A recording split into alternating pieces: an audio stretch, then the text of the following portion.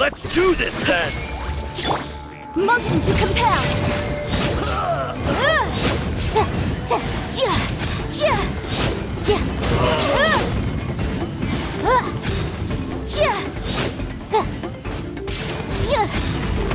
Strike blind storm! Yes, you Yikes. are. Qualified after all.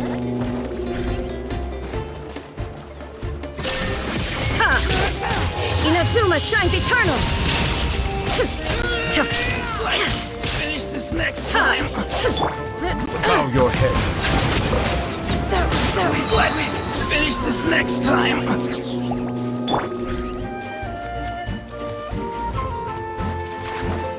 Shine down!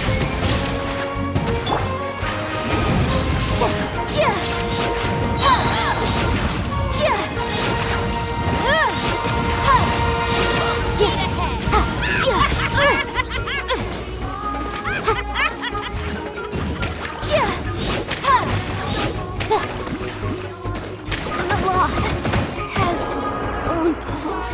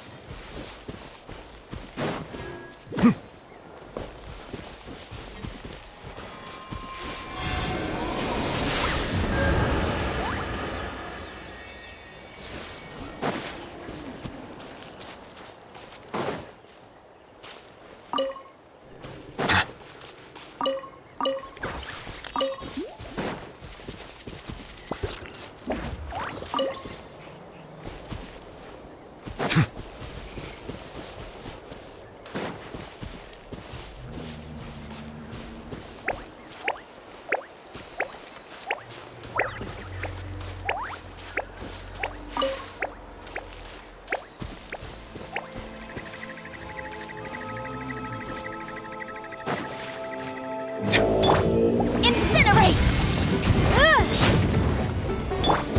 There is no escape!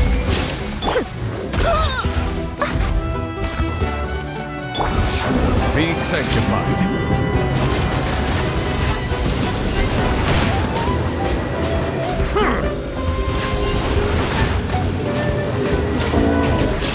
Silence!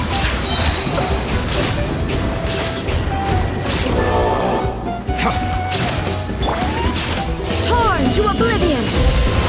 Illusion shattered! Boom boom!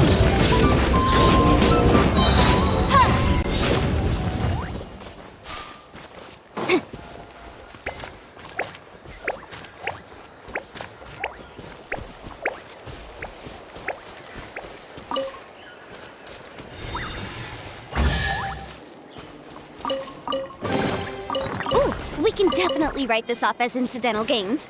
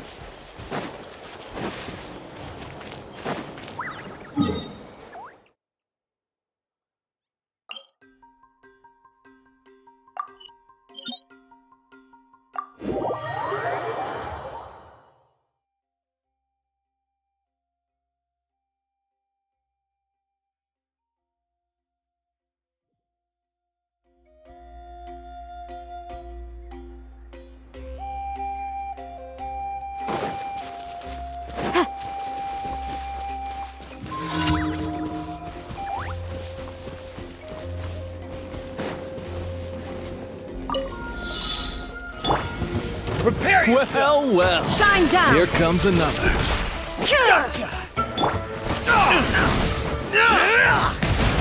Clench your teeth! This was new. The tide's breaking. Don't mind if I do! Let's do this then! Bow your head. An oversight on my part. Yes, you are. Yeah.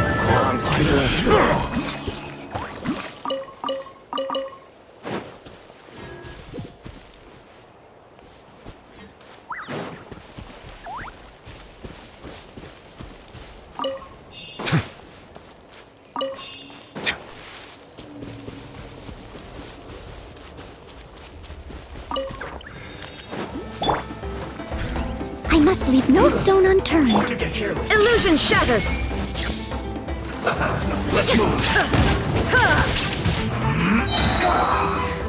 Now you shall perish!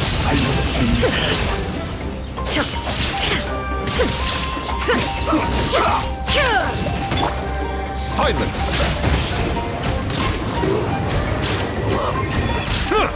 Be sanctified. Let's end this quickly.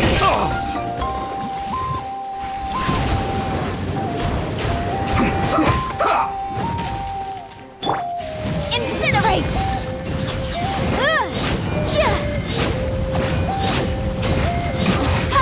This isn't good.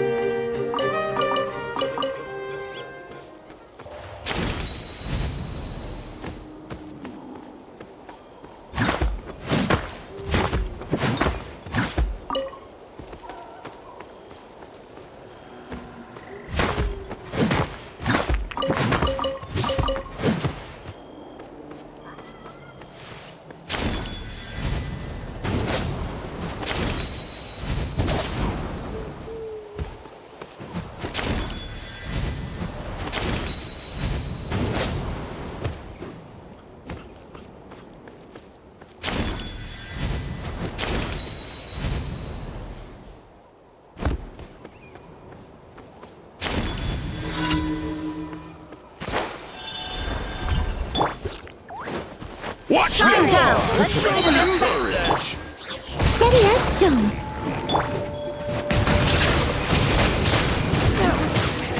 Stick around.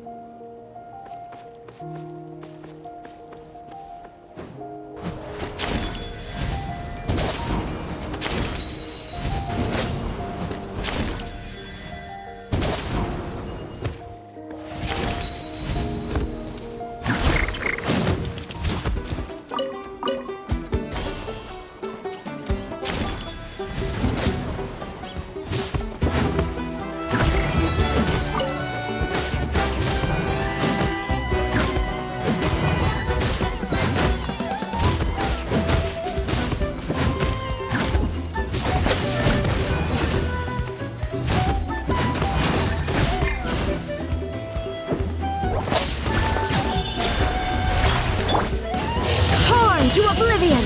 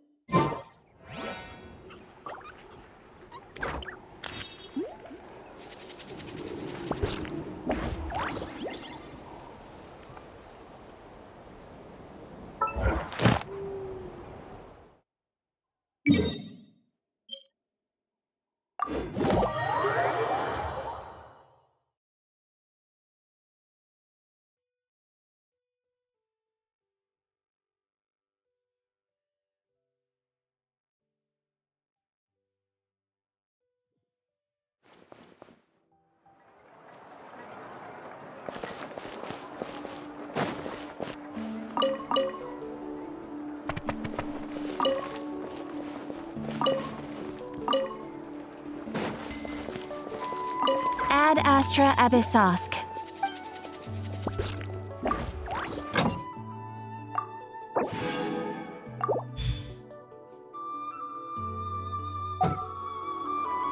Ad Astra Abyssosk.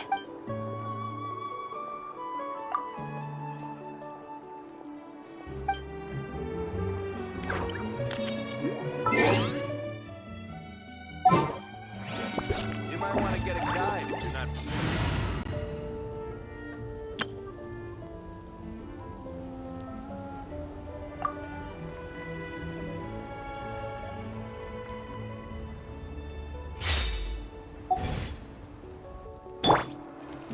Ad Astra Abyssosk. Thank you for completing today's commissions. Here is your reward.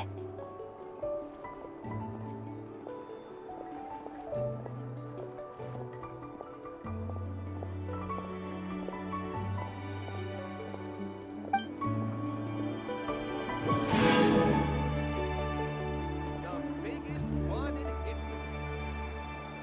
What a place. Interfere with the mixing process if you don't keep your voice down.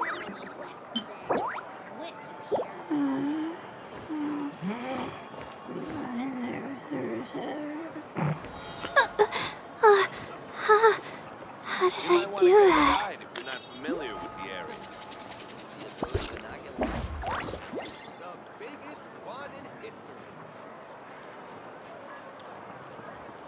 I'm heading east. Don't you come with you here. Interfere with the mixing process if you don't keep your voice down. My legs are so sore. Guess I must have been sleepwalking last night. You might want to get a Again. guide if you're not familiar with the area.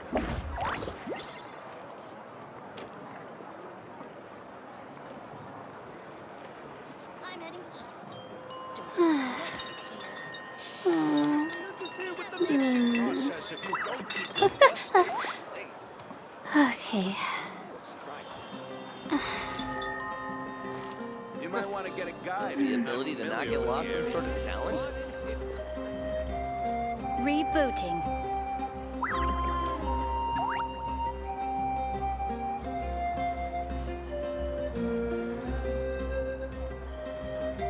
Interfere with the mixing process if you don't keep your voice down.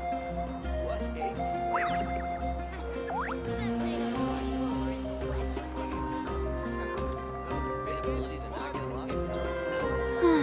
You might want to get a guide if you're not familiar with the area. Okay.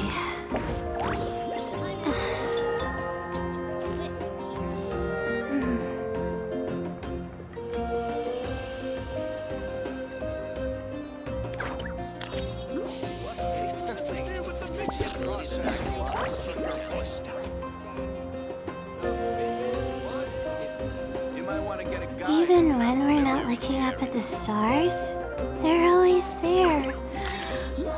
Watching over us. Rebooting.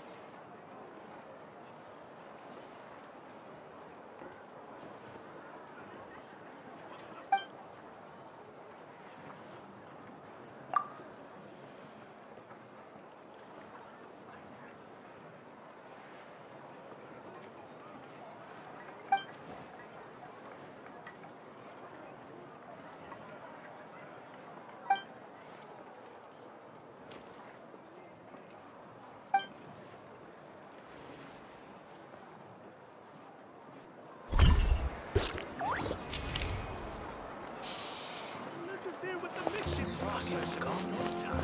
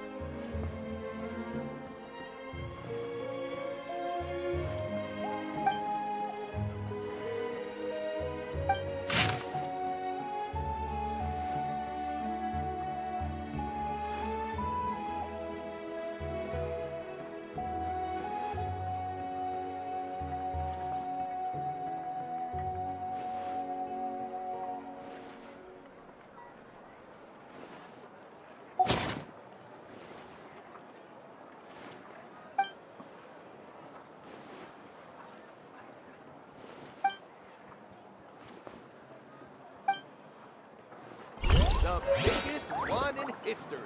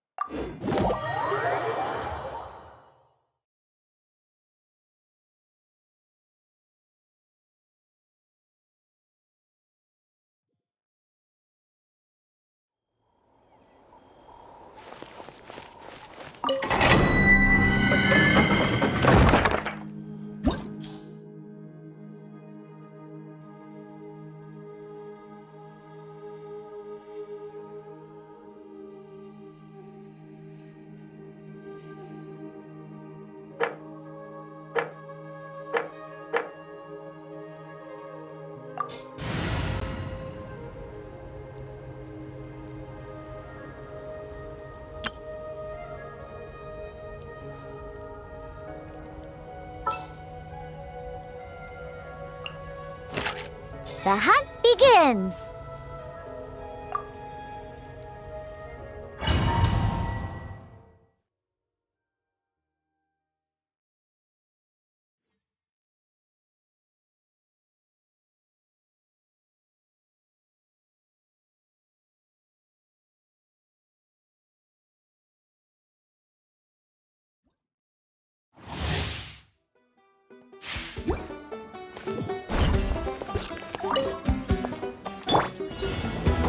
There is no escape! Think you can bully me? Silence! Huh! Let the mighty be humbled!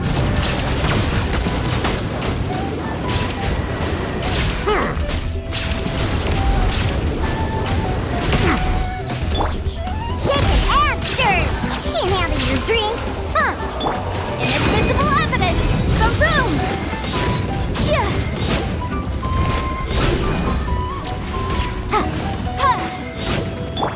Bow your head.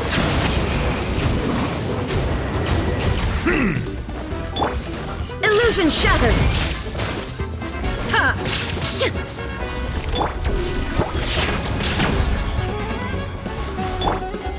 Settle down!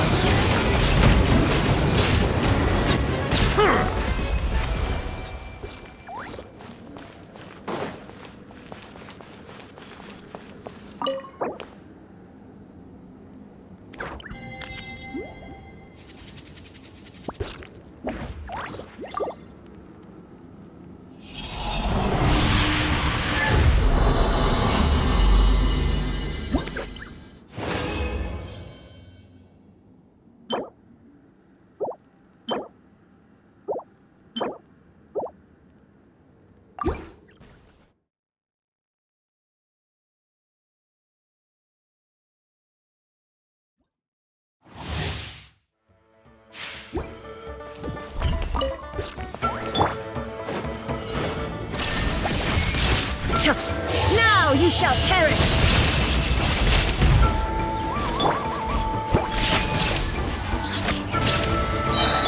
Incinerate! Ha!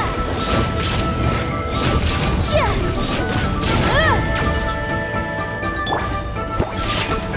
Look at you, Boomtail! Silence!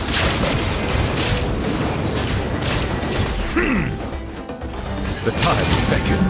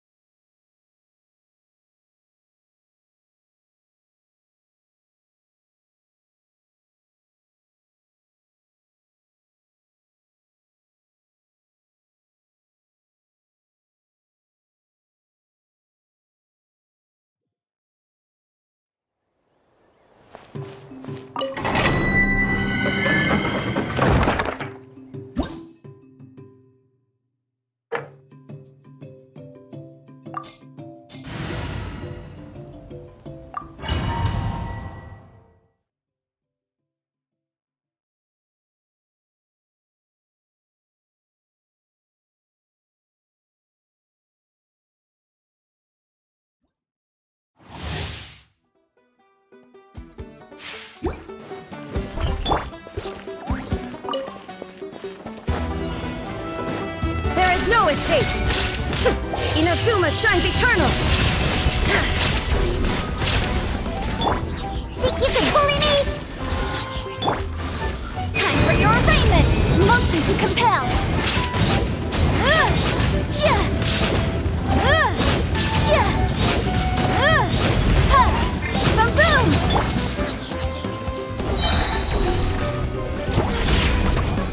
Sayonara special! Illusion shattered! Settle down. Be sanctified.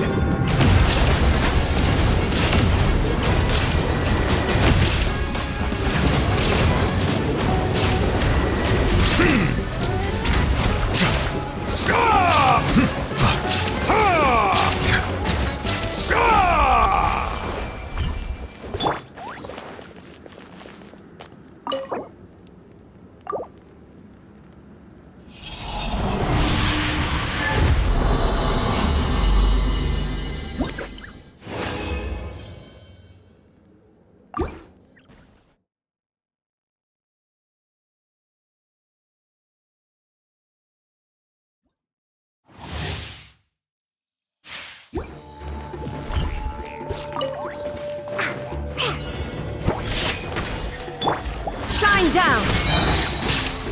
Torn to oblivion! Silence!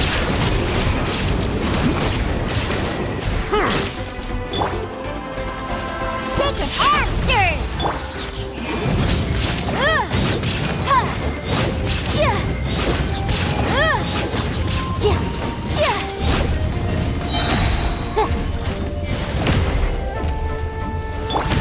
Think you can bully me?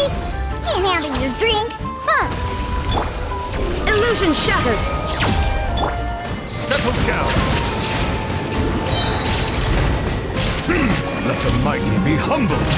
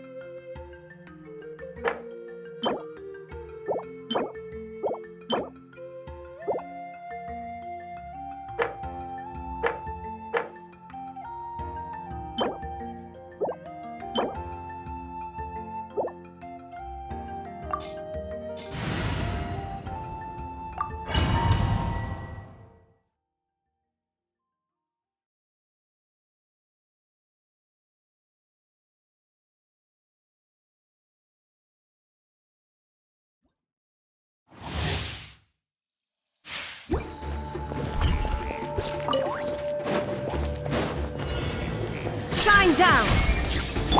Shaken and stirred!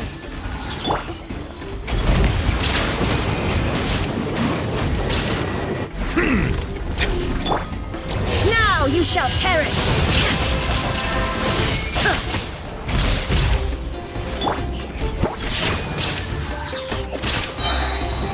Look at you, Boozle! Breath of the flame!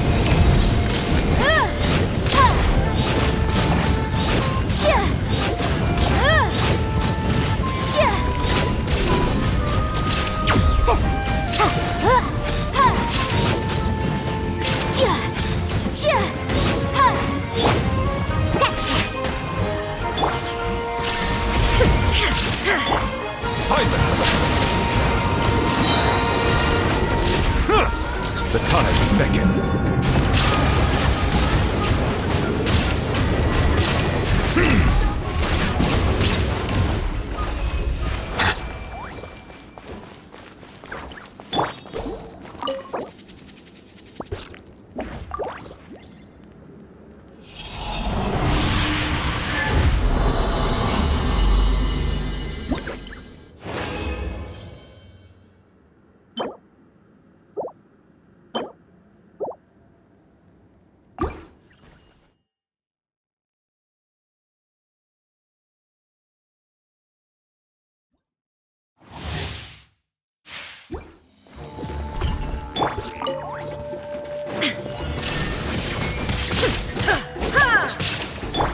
Think you can bully me?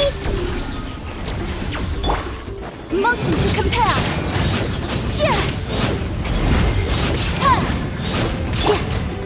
Inazuma shines eternal! Shaken and Bow your head.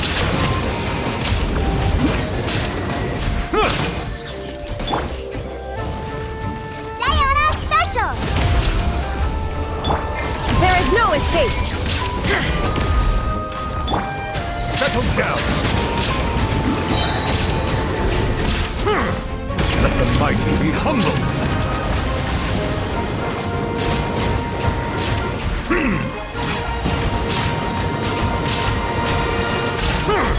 An oversight on my part.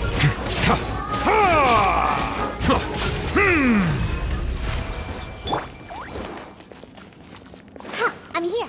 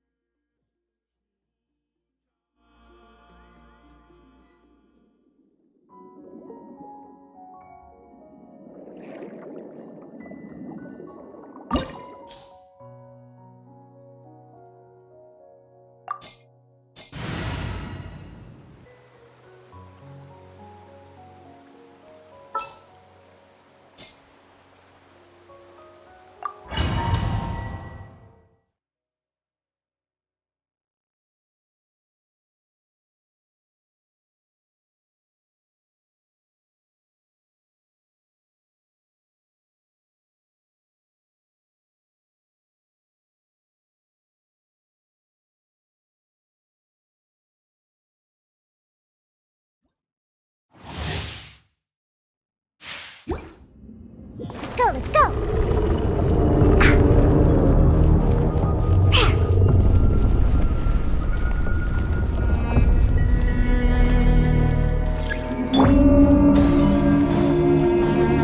Illusion shattered! Ha! Let's go, think you can bully me?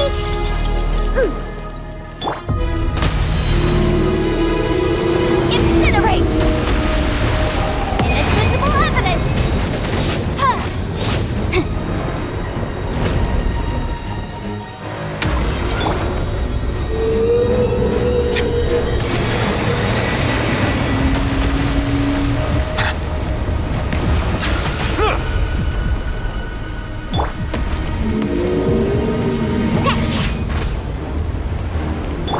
Motion to compel!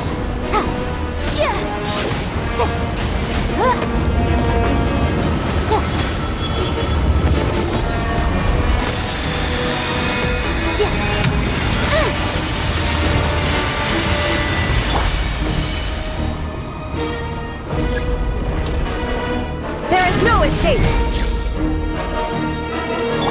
Silence!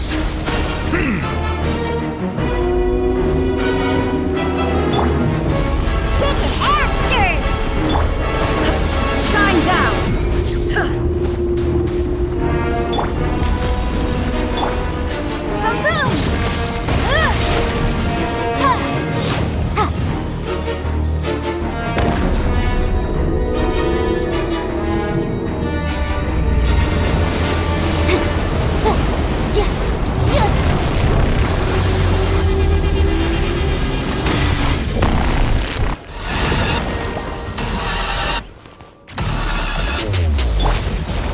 Illusion shattered!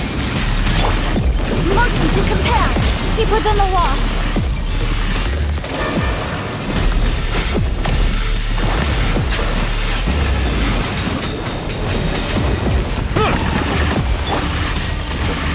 Now you shall perish!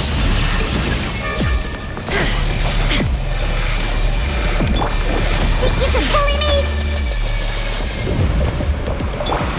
Bow your head.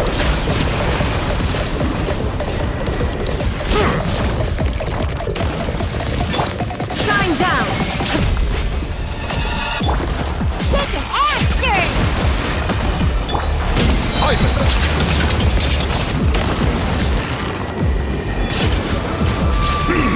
The tide's beckoning.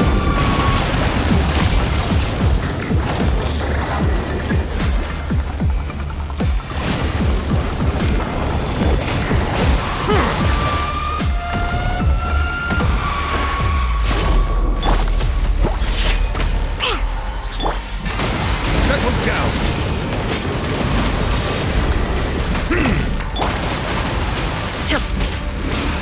There is no escape!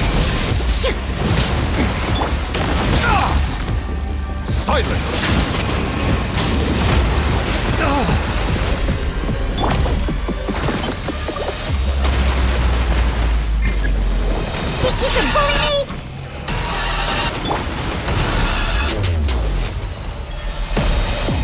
Illusion shattered!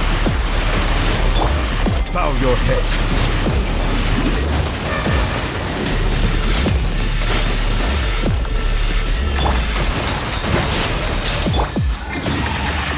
There is no escape! Look at you, Boomtail! Be sanctified.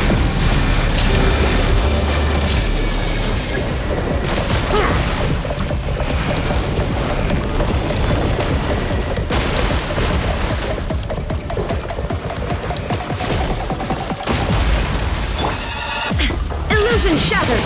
Inazuma shines eternal! An oversight on my part. I see the temperate waters of eons past.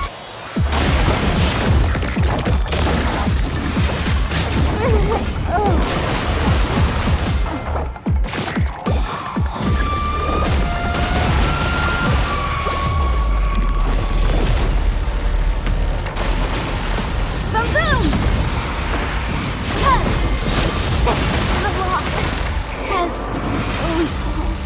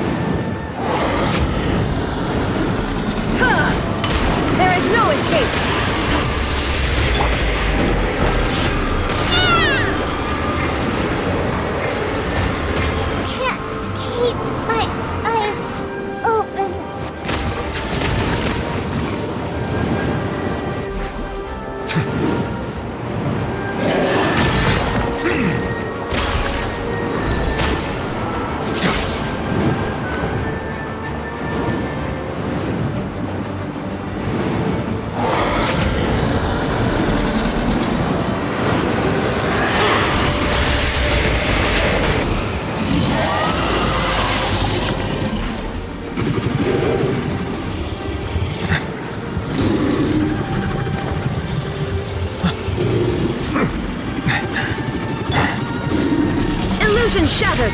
Motion to compel.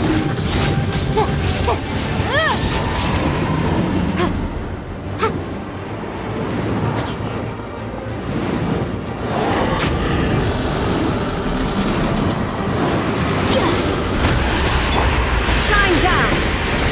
Detached from the world.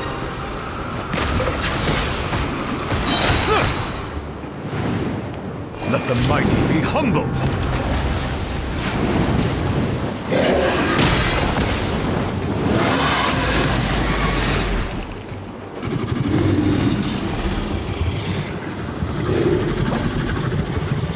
Settle down!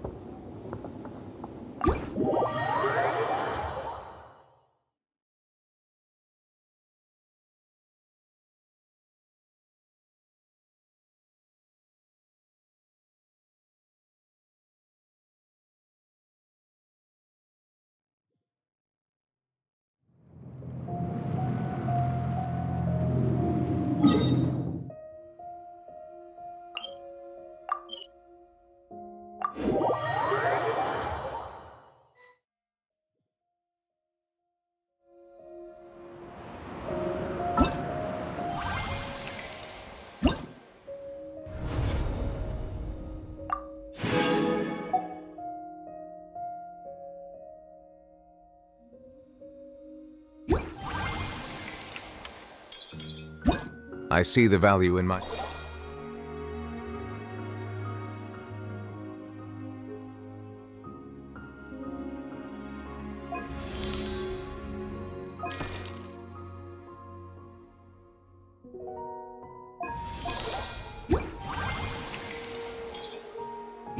own work.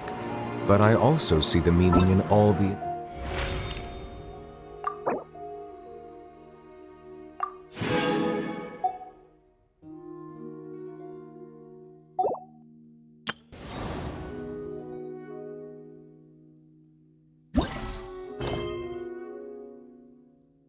endeavors of the people of Fontaine.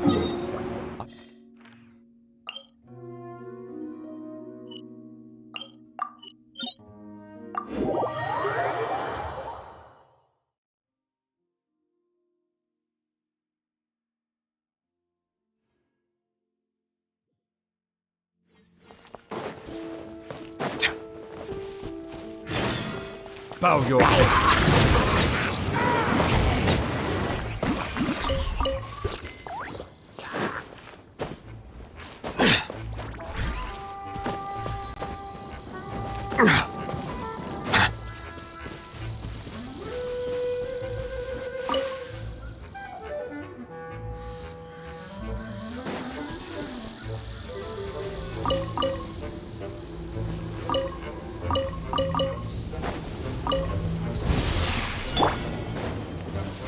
There is no escape!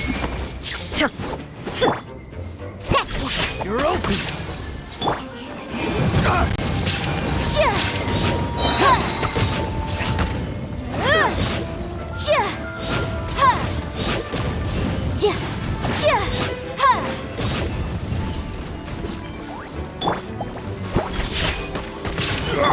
Silence! I wasn't done.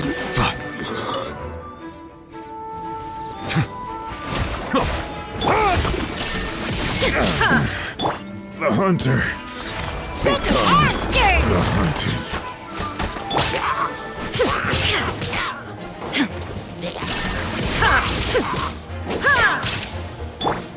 Incinerate! On the rocks!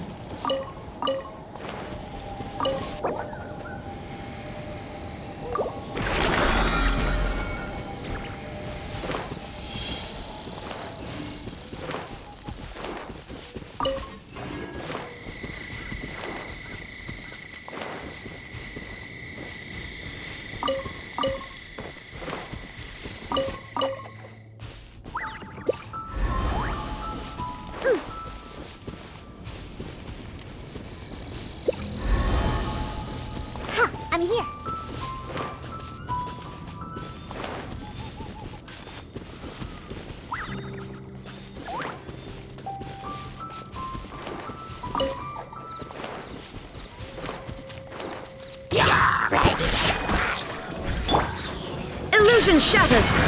Now you shall perish!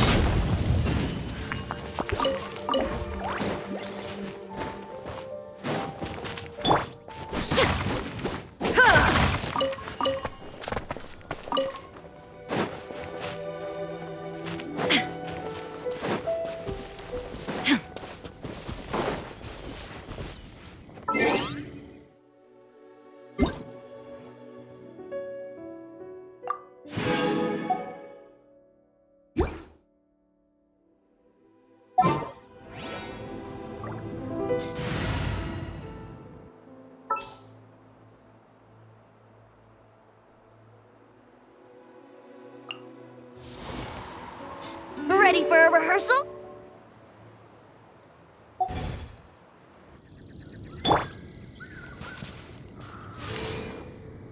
Yeah!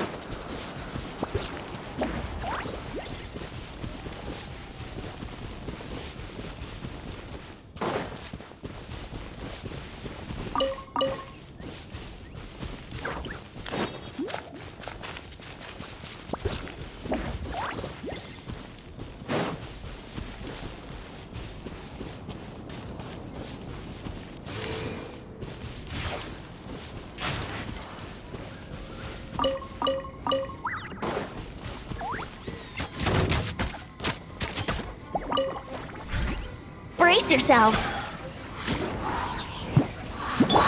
Shine down!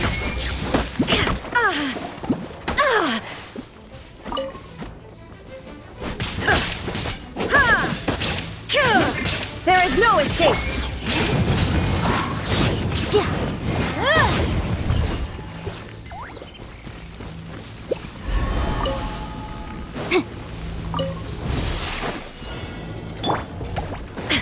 Shine down!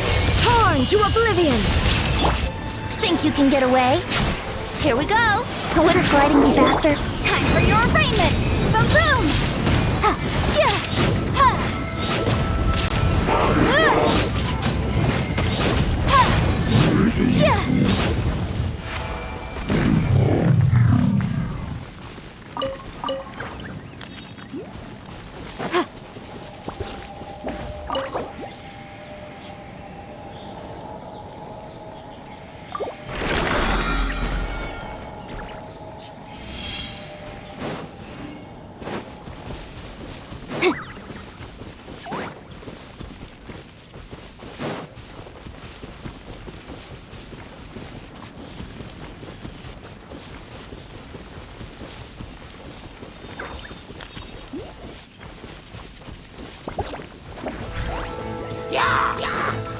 Devotion to compel.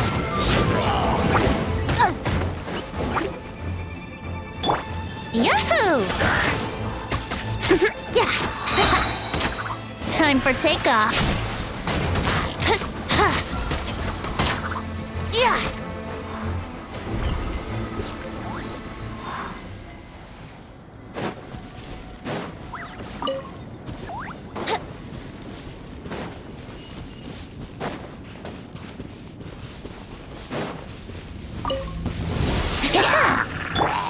Boom boom!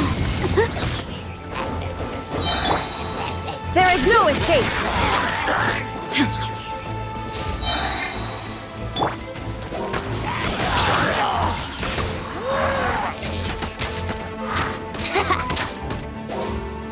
Yeah. I wouldn't think you can get away. Let's play. Yeah. Yeah. Inazuma shines eternal! Shine down!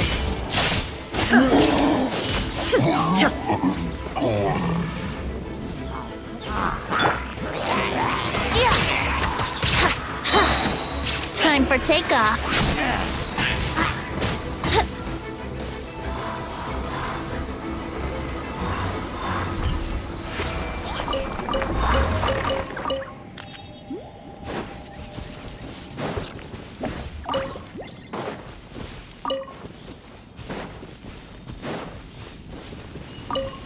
Wouldn't gliding be faster?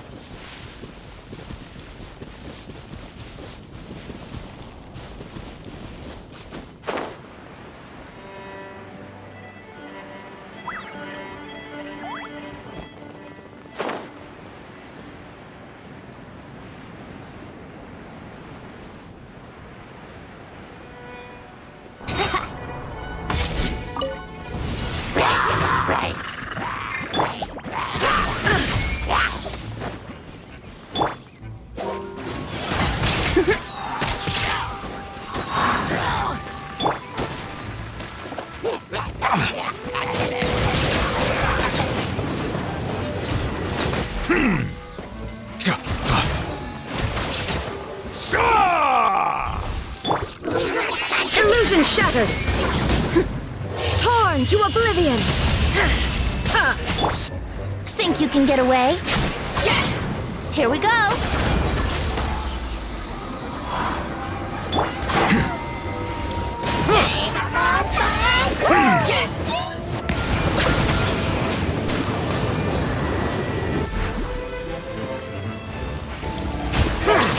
Be sanctified.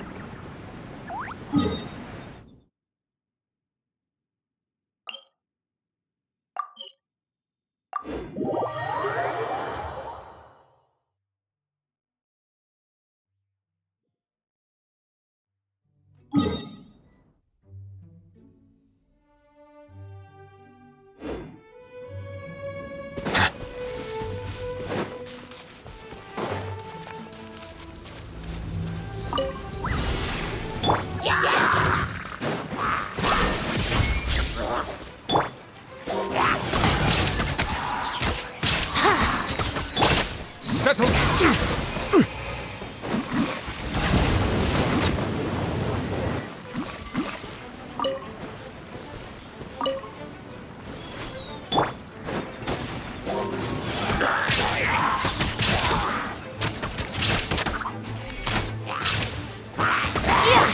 There is no escape!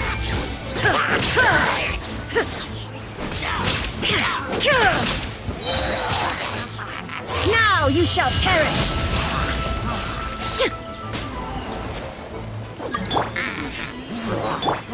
Time for takeoff. That was uncalled for.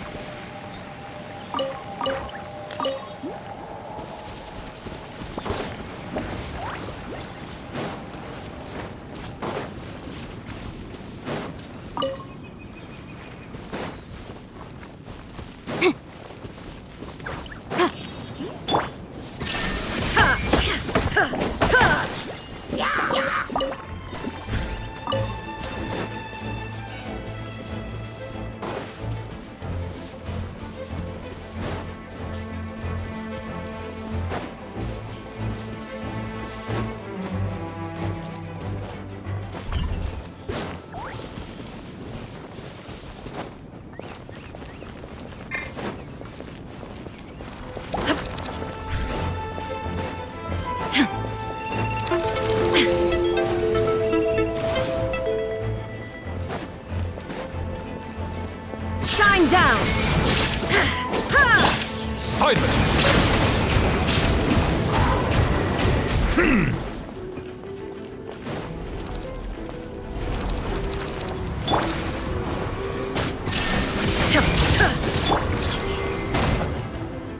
Settle down!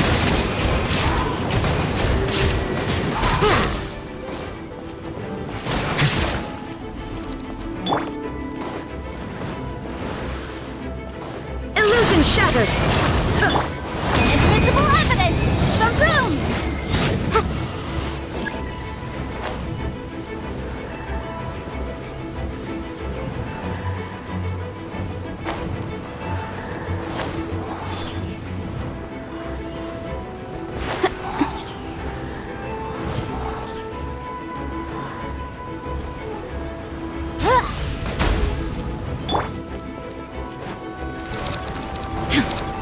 There is no escape! Silence!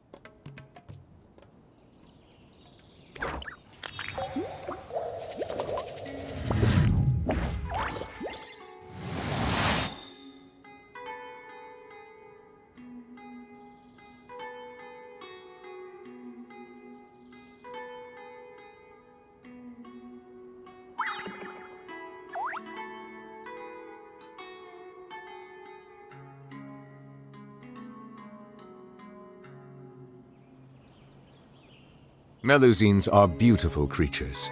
They are the pride of Fontaine. Be sure to befriend them and cause them no harm.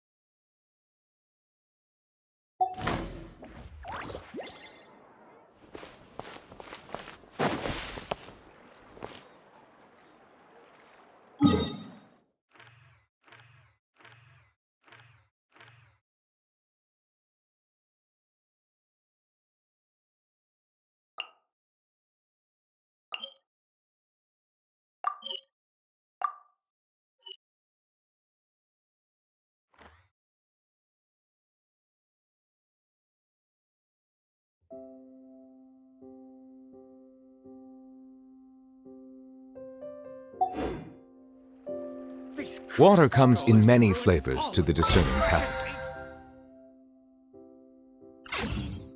Mondstadt's water is crisp and pure, while water...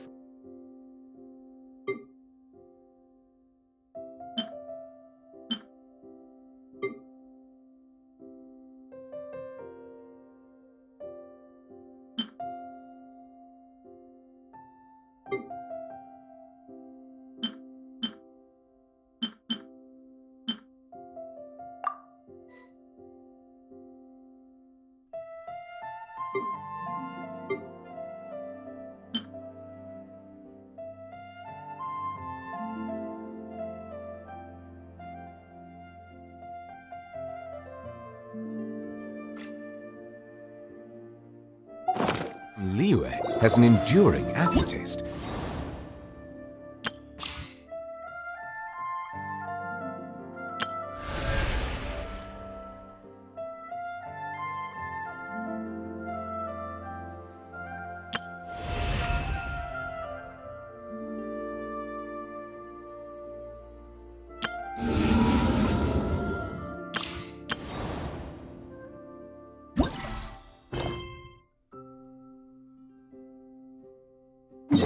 buy some.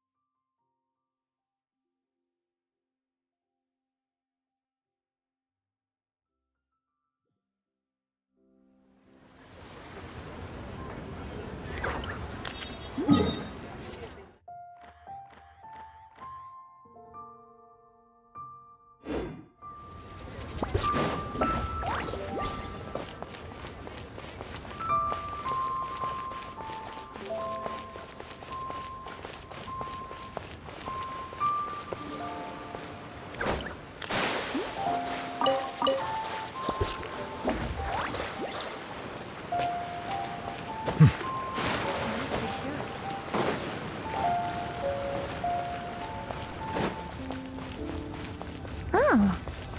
Baiju wasn't in his shop. Oh, you're looking for Dr. Baiju. He's resting today, but he said to send any patients to the back room. Ah, okay. Thanks. We'll head on through. Please, show me your prescription.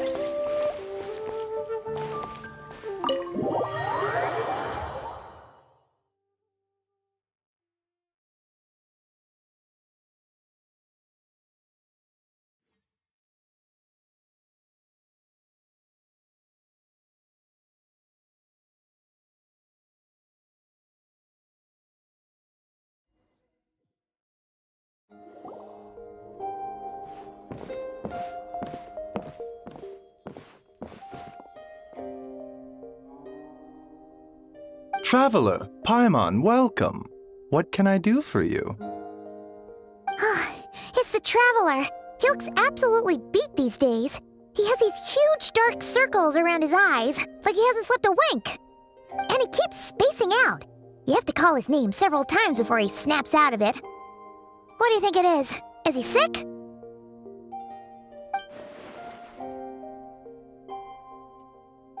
Very peculiar. In all the time we've been acquainted, this is the first time you've come to me with a health complaint. Come, let me take a look at you.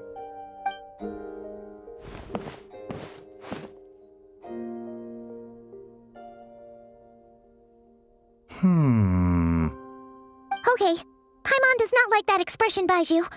It's not serious, is it? Complexion is good, eyes are clear, breathing is steady, pulse is strong. Physically, you appear to be in good condition, Traveler. In theory, your energy level should reflect that. You should be feeling right as rain. Hence my concern. A clean bill of health is usually a good thing, but in this case, it likely means your situation is more complicated. Physical illnesses come with detectable symptoms that can be used to diagnose, medicate, and cure the condition. But afflictions of a non-physical nature, they fall outside a doctor's realm of expertise. Huh? What do you mean, non-physical nature? Curses, dark magic, it's hard to say. It could just as easily be a simple case of mental fatigue. Why don't you rest here for a bit? Whatever it is we're dealing with, clues to your condition are sure to reveal themselves in time. Once we know the root cause, we can administer the right treatment.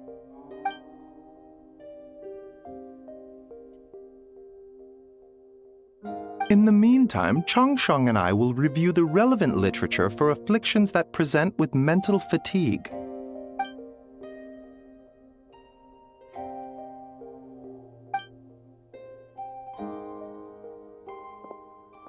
Oh, must be a rare condition if not even Baiju and Changsheng have seen it before. Well, all we can do is take their advice. You look like you're about to collapse anyway. Just get some rest. Paimon will be right here by your side. Fingers crossed you'll be all better when you wake up.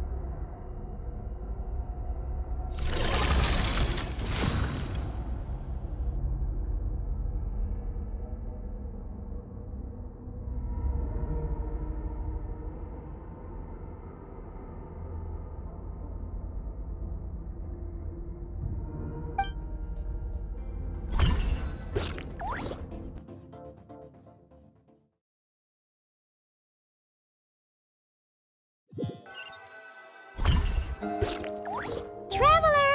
Traveler! Rise and shine! Time to wake up!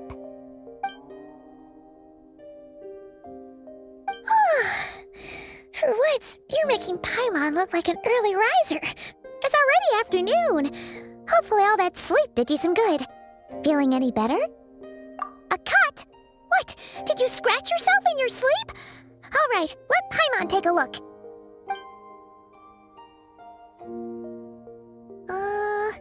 Nope, nothing there. Wait, did you have a nightmare? Okay, don't panic. Paimon heard that dreams tell us what we need by showing us the opposite. So, if you had a nightmare, maybe all you need is something to cheer you up. Come on, Paimon will treat you to something yummy.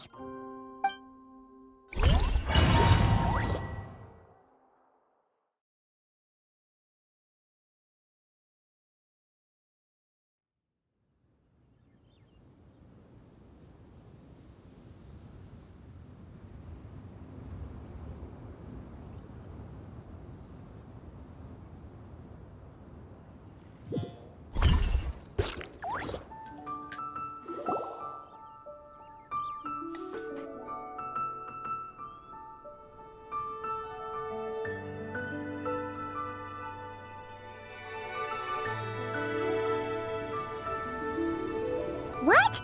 So, in this dream, you were trapped in a weird place with thick fog everywhere, and then a spike came out of nowhere and stabbed you in the back? Oh. Okay, well, that's a new one. Are you sure it was a dream? 'Cause from the way you describe it, it sounds like you were really there. But then again, you woke up right where you went to bed. And you were definitely in a deep sleep this morning. Then, it's decided. Paimon will stay up and watch over you tonight. If anyone tries to mess with you, Paimon will beat him up. Or, wake you up first and then we can beat him up together.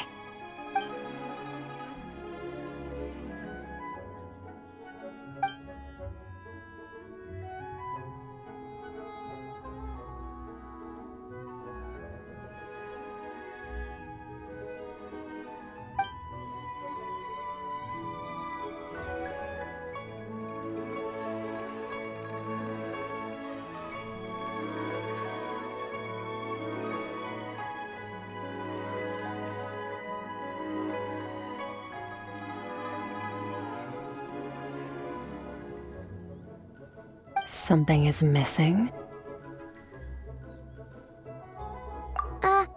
Did you just say something? The flesh remains whole, but the soul is incomplete. Left unresolved, the mind will wither away along with it. Ah! What the? Wait! Paimon remembers you! You're Child's master! Orc? Right! What are you doing here? The last time we saw you was at the Primordial Sea in Fontaine, right? But then we left and never learned where you went after that. Child's been looking everywhere for you, by the way. What brings you to Wanmean Restaurant of all places? You came here looking for us? And were you the one behind that hocus pocus just now? Tell me, what is it that you saw? Tight-lipped, huh? I suppose that's fair. You, I'll take a glass of wine. Oh, of course! Coming right up. We make this one in-house. It's not too strong. Enjoy. Chef Mao, I'll take a grilled tigerfish over here. Coming right up. Ah, if I knew we'd be this busy, I wouldn't have approved Shenhe's vacation. At the end of the day, what happens to you is of little consequence to me. I'm not here to try and win you over. Trust me or not, the choice is yours. If you want my help, now's the time to speak up. You have until I finish my drink. I was investigating an abyssal disturbance in the area and happened to notice you. Part of your soul is damaged, and the wound bears traces of abyssal corrosion. Need I say more? those things sound good.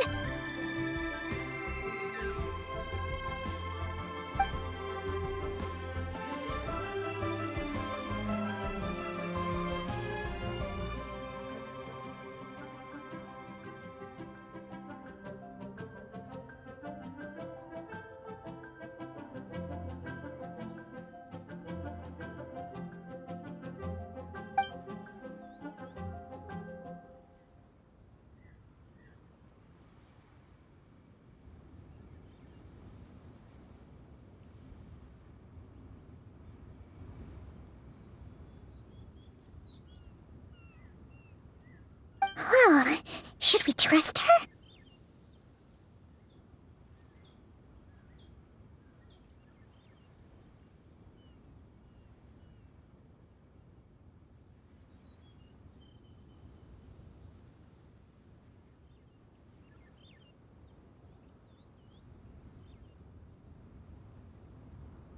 She mentioned an abyssal disturbance. Maybe that has something to do with what's going on with you. But, yeah, and that thing she said about your soul being damaged is scaring Paimon. Definitely something we should fix sooner rather than later. Skirk's an interesting one, that's for sure. But from what Child's told us, she doesn't seem evil, at least. 1, 2, 7, 10. That'll do. Well, have you made up your mind?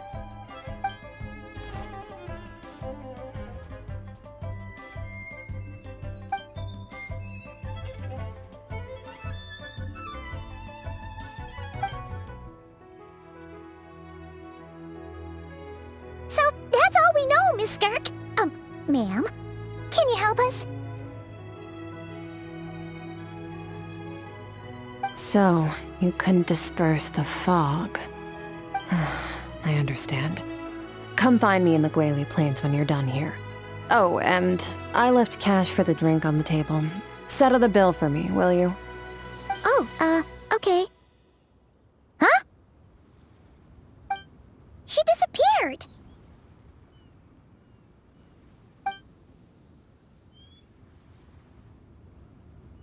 Wait, hold on. You overpaid. Here's your change. Oh, no. This includes the drink, so it should be the right amount. I didn't think you two ordered a drink. We didn't. It was that lady who came and sat with us, remember? You brought it out to her yourself. You sure? I could have sworn there were only 2 of you at that table. What? What'd you put in their dish, Chef Mao? Some kind of hallucinogenic mushroom? You got them seeing things. Seeing things? Wait, so neither of you noticed her? Young lady? About this tall? Wearing a purple dress? She ordered a glass of wine! Oh, now you mention it, that vaguely rings a bell. And it looks like I did open the wine jar, so it must have just slipped my mind. In any case, that settles your bill. Come again soon.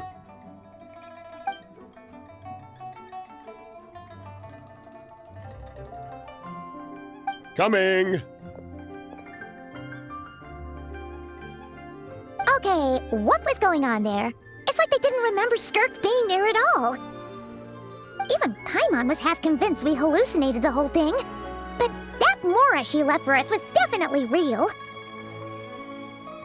Oh, this whole situation is giving Paimon the creeps. But anyway, she told us to head to the Guili Plains, right? Let's not keep her waiting.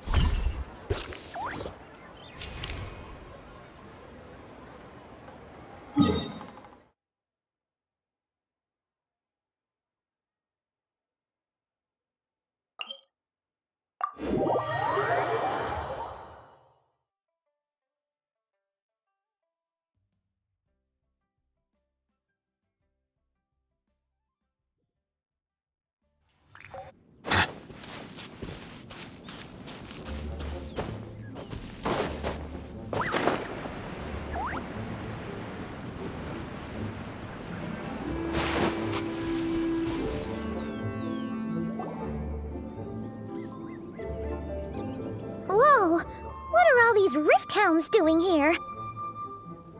Huh. Looks like they're collecting something. Let's go check it out.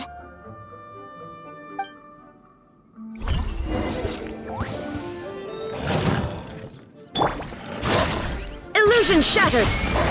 Inazuma shines eternal! Think you can get away? Let's play! Settle down!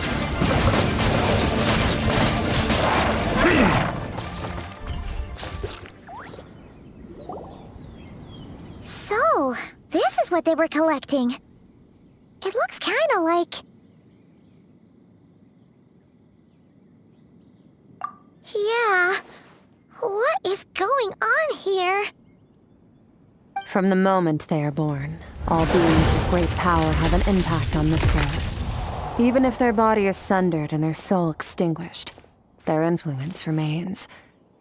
Gods are the most common example of that. The remnants of gods who fell thousands of years ago remain buried deep within the earth, carrying within them a warped will and a dark curse. Together, these remnants form what you call god remains, and it appears that some of those sealed here were dug up and removed. There are traces left, but they're fading fast. What are you doing? Nothing! Just wanted to make sure you were, real? She's definitely not a ghost traveler. Paimon poked her, and she's solid. Your life hangs in the balance, and that's what you're fixated on? Strange set of priorities. It was just a trick to avoid being perceived. If someone notices me, those memories are erased. Simple as that. Unlike you, I have no desire to establish a connection with the world. The weak and the lowly have no right to remember me. They're lucky they only have a few missing memories to show for it. Now, can we please get back on track? Okay. Where were we? Right. The god remains. So, basically, there's now less of them here than there used to be, right? Isn't that a good thing? In our experience, god remains are 100% bad news. A lot of terrible things have happened because of them. Maybe it's a good thing by human standards, but power doesn't come from nothing, and it doesn't just disappear for no reason. The remains aren't just gone, they were taken. Very clever, traveler. You aren't the only one who had something taken from you. There are victims like you everywhere. The only difference being, you can speak, and the remains cannot, so it went unnoticed. Something similar happened in Sumeru. Within the span of one night, countless consecrated beasts were slaughtered, and a large amount of the god remains buried in the desert went missing. Of course, god remains are just one of the targets. The culprit is chipping away at sources of power all over this world, including the Stella Fortuna above. Wait, you mean... the stars? 42 of them have died out in the past few months alone. In Conria, people believed that powerful individuals have corresponding Stella Fortuna. Even should that individual fall, their Stella Fortuna would not disappear, but gradually evolve into a new constellation. Yet now, stars are disappearing from the skies entirely, and it's not hard to deduce what's happening to the power they contain. Something has been leeching power from this world like a parasite steals nutrients from a host. And now, it's no longer satisfied with the remains of the dead. It wants you. This time, it only took a fragment of your soul. But next time, there's no telling how far it could go. No one knows. All I know for certain is this. Getting back what you lost will not be easy. Considering how much power this entity has stolen, it must be a god-level being by now at least. But that's not the real concern. Souls are fragile things, and yours could easily be crushed if you go up against it. So you're gonna help us, right? We're going to help each other. You are my ticket to uncovering this thing's true identity. Well, great! You seem super strong and you know a lot about the Abyss, so Paimon will take it.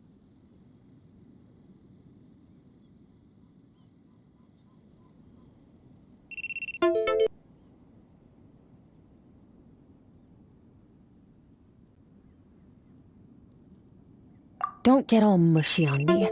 All I'm doing is helping you get back to normal after a sudden crisis. And I should warn you, getting mixed up with me can have unforeseen consequences. We're on very different journeys. You don't want to be in my debt, trust me. You help me uncover the truth behind this entity, and I'll help you recover what you lost. This is a transaction, that's all. You would do well to remember that. Now, come along. Yeesh! You'd think she'd be a little friendlier since she's agreed to help us. Well, whatever. If that's how it's gonna be, then she doesn't deserve our friendship. What she does deserve is a super embarrassing nickname. Ah! Paimon's got it. Frosty the Lavender Melon! Serves that Ice Queen right!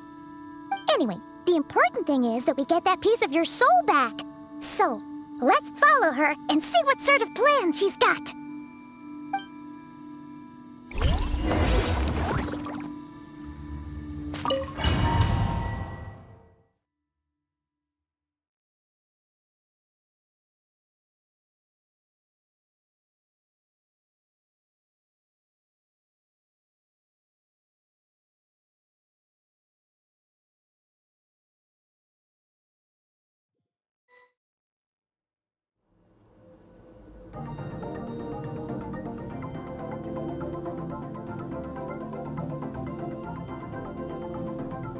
Whoa! This place is way bigger than Paimon expected. Where are we? This is where I live. I suppose it's the closest thing I have to a home here. It is. I brought you here because time flows differently in this place.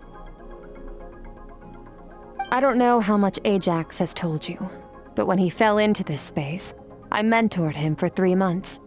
In that time, only 3 days passed in the outside world. Ajax? Oh, right! That's Child's real name! Yeah, Paimon remembers him mentioning something like that. So, a month here is equivalent to 1 day in the outside world? That should mean we're safe from that power-hungry soul snatcher for now, right? Yes, well, I didn't bring you here just to show you around. In the outside world, the Traveler could be attacked at any moment. But coming here has bought us quite a bit of time. Now, we just need to figure out how to investigate that place you saw. The one full of fog. Both your description and the abyssal disturbance I felt point to that space having some connection to the Abyss. It could even be a domain similar to this one. The thief who stole that fragment of your soul is hiding there. But the Abyss is a chaotic and turbulent place. If we want to pinpoint their location, we need to see what that space looks like without the fog. Abyssal power can grant a special form of sight. Have you ever wielded abyssal power before? Okay. Do you plan to learn? That tracks.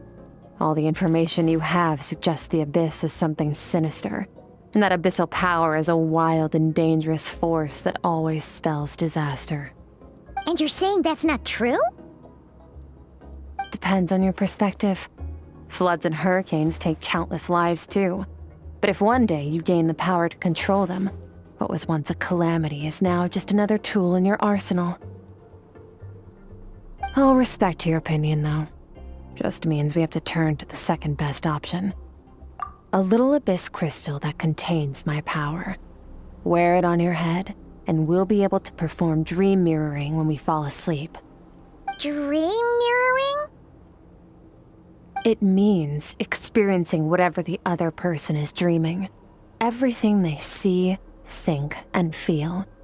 Since you haven't studied the art of using abyssal power and have no plans to jump in the deep end right now, I'll have to do the investigating for you. With dream mirroring, every time you slip into a deep sleep, I'll see with my own eyes whatever scene plays out in your mind.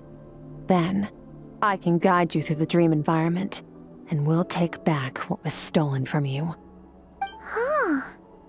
You make it sound so simple. Tough to say. This is an unprecedented situation for both of us. Even assuming we do manage to find where this entity is hiding, like I said, getting your soul fragment back won't be easy. To play it safe, I need to give you some special training first. Wait, you're gonna teach him some of your martial arts? Does that mean the next time we see Child, we have to treat him like our senior? Do as you want. For my part, I don't see you as my disciples. You're already a pretty good fighter. All I'm planning to do is build on your current skills and train you for the specific scenarios that I think we might face. But that's enough talk. If you're ready to do this, then come with me. Time might be more lenient here, but that's no excuse to waste it. Oh, she moves fast. Paimon can hardly keep up with her. So, special training, huh? Kind of a rare opportunity. With your skills, there's not a lot of people qualified to train you. The last time something like this happened was probably anti-Raiden Shogun training, right? Oh, feels like a lifetime ago. Skirk seems pretty strong too, though. Remember how she said that the all-devouring narwhal was just her master's pet? Maybe we really will learn something here.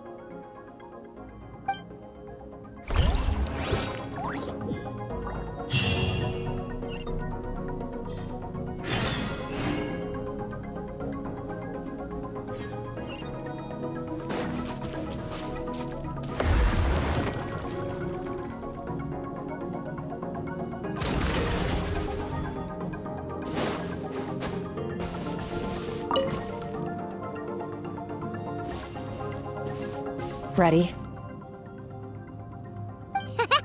Bring it on!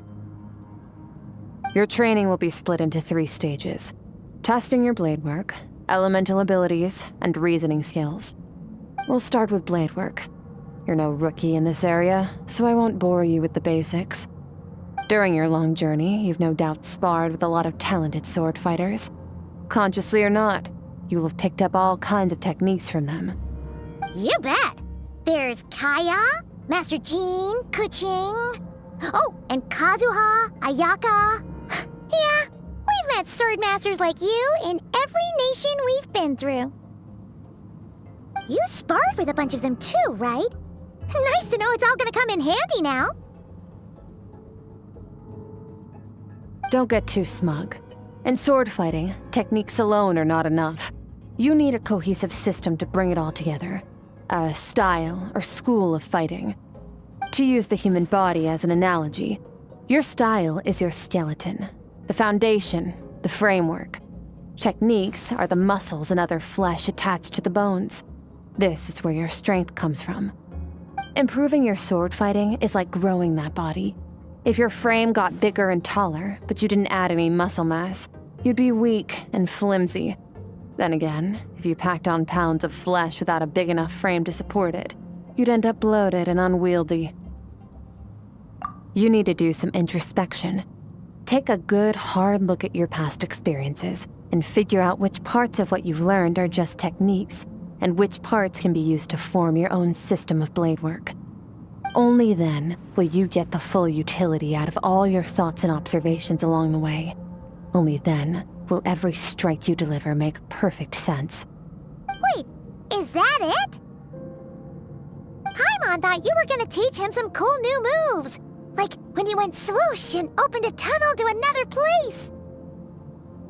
One day, you'll reach a new level of power where you realize that even that's as basic a trick as any other.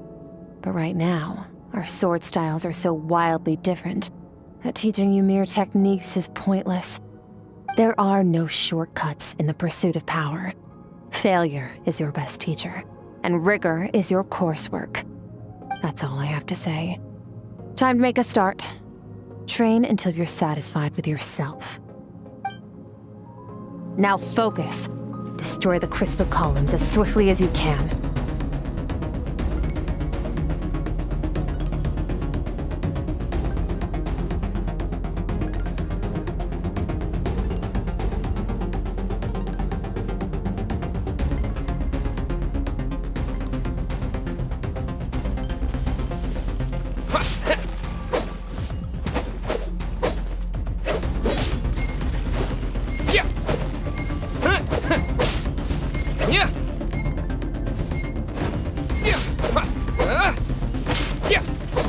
Too slow.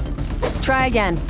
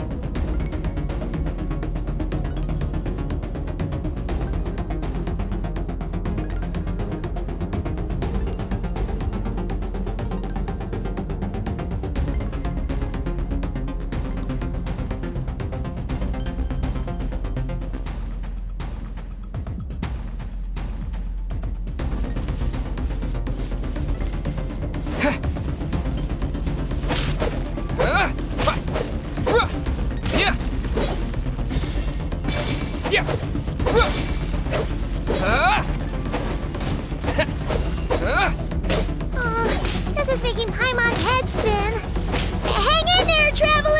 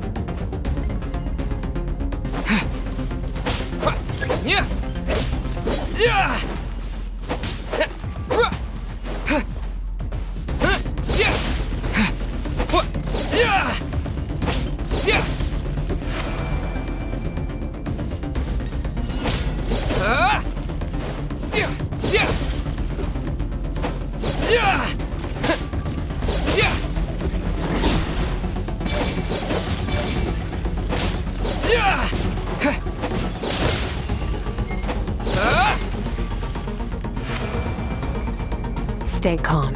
Use your head. You have to keep it together.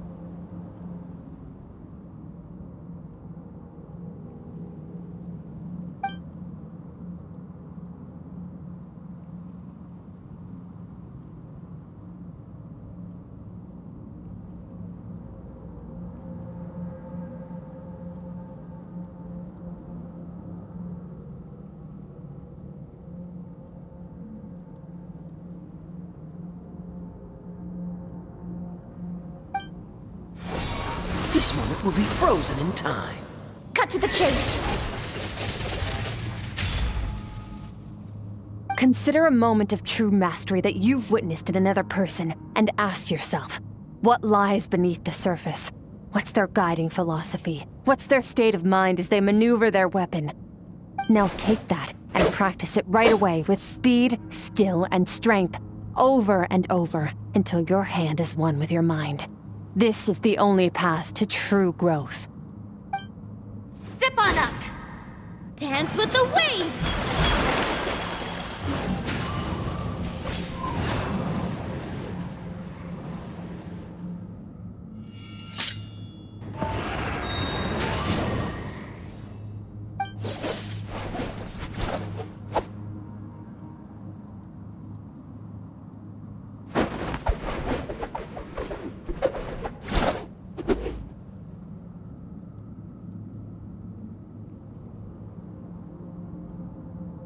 If you start to tire, empty your mind, but do not stop. Stay in that frame of mind as you keep up the fight. Get rid of all redundant movements. Imagine your sword is an extension of your own body. Wield it just as you wield your arms, hands, and fingers. 'Twas on a deserted, moonlit night that the hero approached the vile dragon's limpid lair. Rain Cutter! Feathers fleeting wet, the white heron treads water, a sight without flaw. Master of Inazuma Kamisato art Tachijutsu.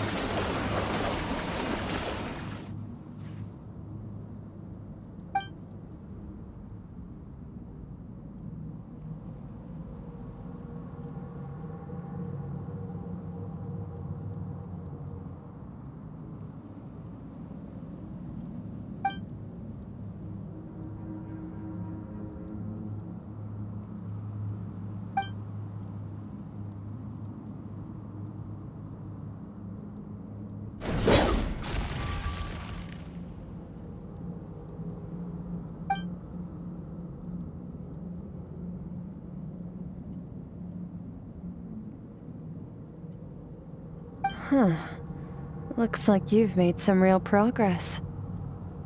That concludes your training session. Awesome! Paimon knew you could do it! How do you feel?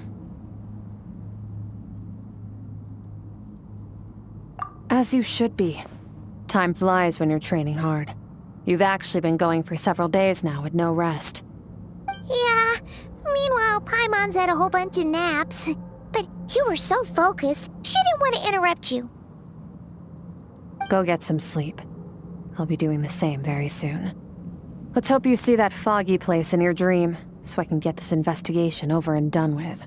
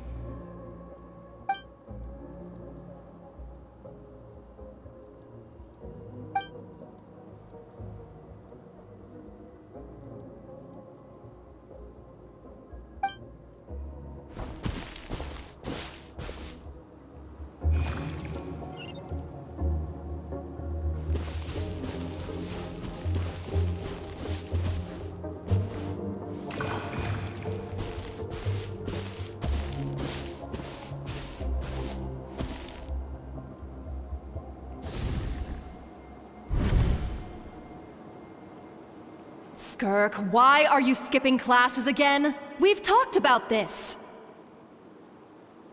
'Cause he's a crabby old man, and he's a boring old man. I don't like going to his classes. Excuse me! You shouldn't talk about your teacher like that! It's very disrespectful! All right, let's not get into a big fight about this. Skirk's learned what she needs. There's no point forcing her to sit through more classes if she doesn't want to be there. But I'd still love to hear about what you got up to yesterday. Why don't you tell your dad all about it? I went diving, and I saw this huge fish. I never knew they could get that big. It looked kind of dumb, though, with that stupid big fat head. I tried to shake its fin, but it just spat water at me. Oh, and today, I'm gonna go to that prairie up north. There's supposed to be this giant bird there that can spit fire. I bet if I climbed on its back, it could fly me all the way to the stars. Then I suppose your old dad should get one as a pet too. Otherwise, how are you gonna hear me call you for dinner up there in the stars? When it's time to eat, I'll come back on my own, Zilly. Anyway, gotta go. Bye, Mom. Bye, Dad. Wait! Put on a coat at least. You'll catch a cold. I'm talking to you, young lady. You spoil that child, you know. Ever since that merchant ship arrived, she practically lives outside. Always going on about exploring the beyond one day, whatever that means. Ah, let the kid do what makes her happy. Besides, we both know you're all bark and no bite. Come on, our little adventurer's gonna be hungry when she gets back. Let's get started on dinner.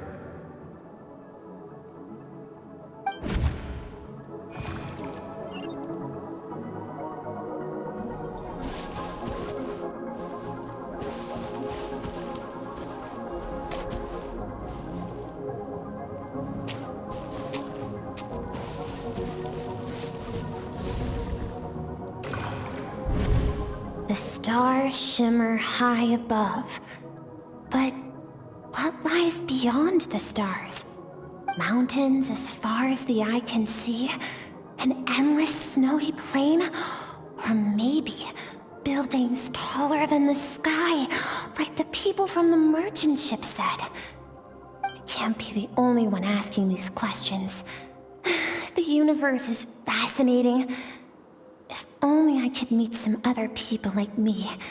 We could set sail together and explore every corner of the world. I'm sick of being a kid.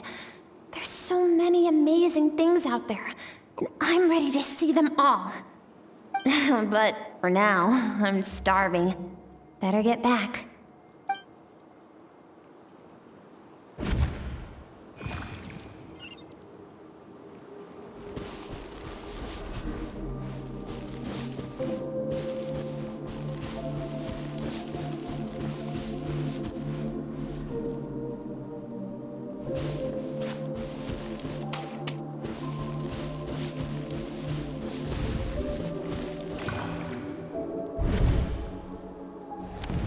Don't let a single one of them get away! No, please, spare the children! Stay back! They're coming! Run! Help! Eliminate the threat. Take them down! Don't be scared. This way! We'll never make it! Fire. There's fire everywhere. What happened? I told you we shouldn't have trusted these outsiders!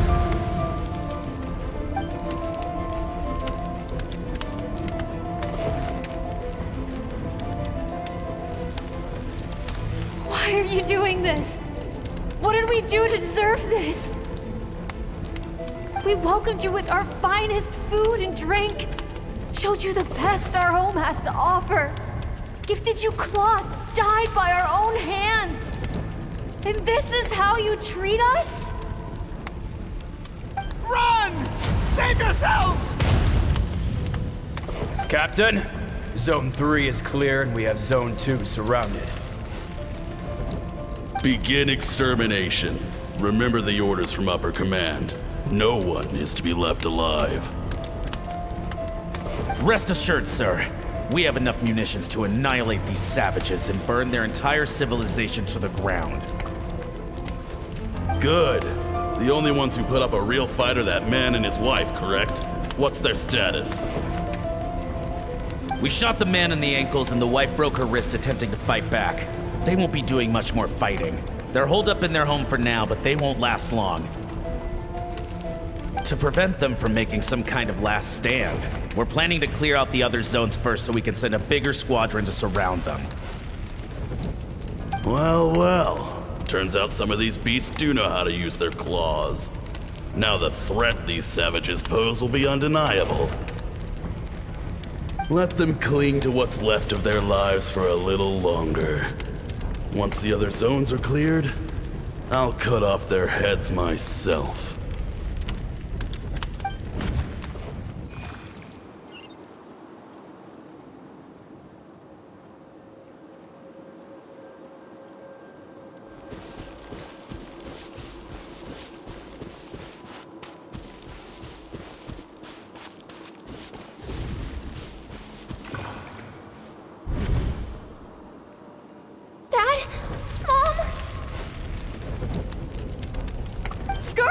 You're all right!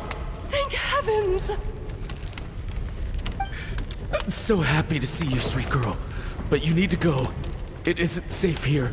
They'll be back any second. What happened? You're bleeding a lot. Dad? Mom? This is the place. Alert all units. Prepare to surround. Run, Skark! Run as far away as you can! Don't trust anyone! Your dad and I, we're not afraid to stare death in the face, but we need you to survive. My clever girl, so curious. You're already so brave. I know you're going to grow up to be such a positive light in this world. Whenever you miss us, just play this song. Remember, life is a gift. Don't let darkness claim it. Break down the door! Look what we have here. A savage that can pluck a tune. Well, the show's over.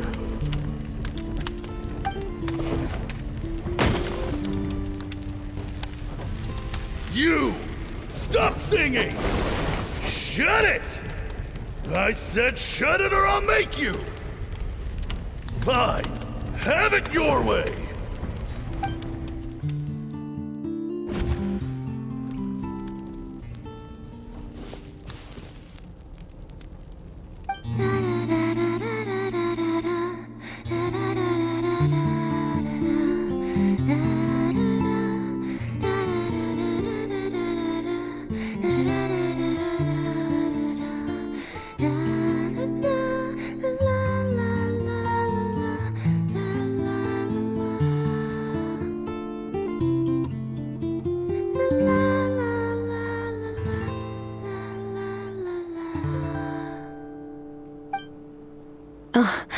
You're awake?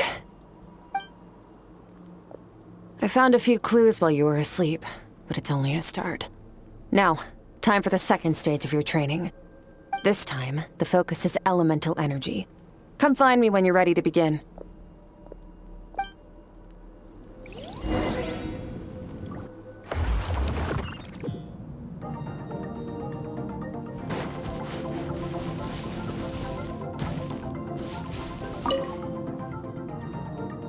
Man, staying in the abyss feels so surreal, don't you think?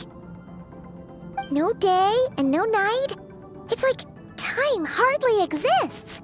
If we weren't careful to keep track, it feels like we'd have no idea how long we've even been here. Well, except for the fact that Paimon still gets hungry like clockwork. You go do your training. Paimon's gonna grab a bite.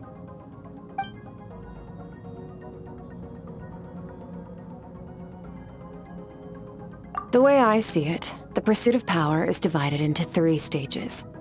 The first is mastering the use of standard weapons.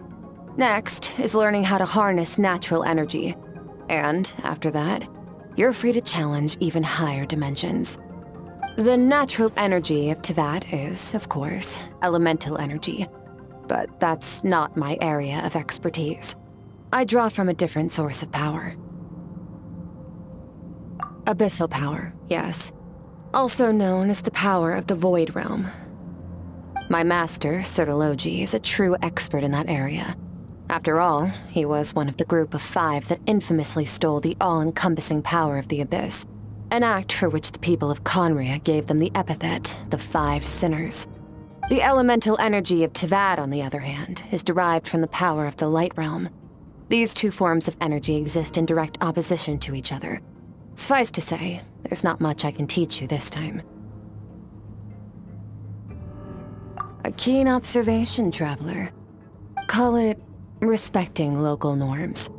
The Abyss stands in direct conflict with the will of this world. So, to make my life easier, I disguise my power to make it appear cryo-like in nature.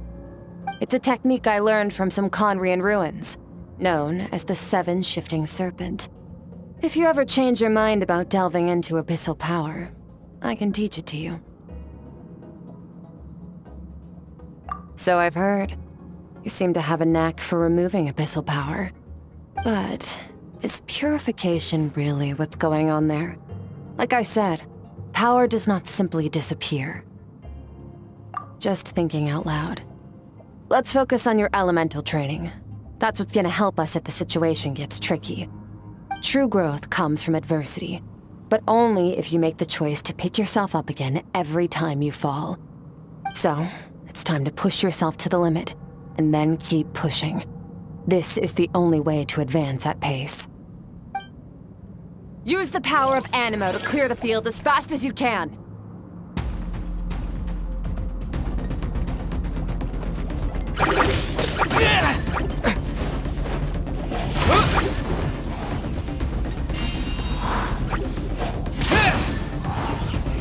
Wind blade!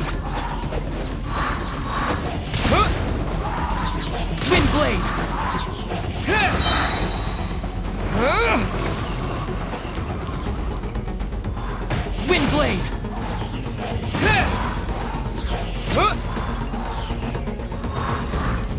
Windblade!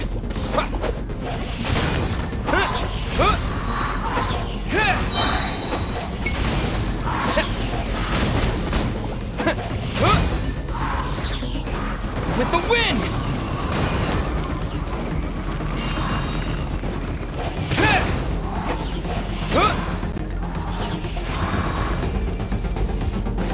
Observe your surroundings. Look for things you can use to tilt the scales of success in your favor.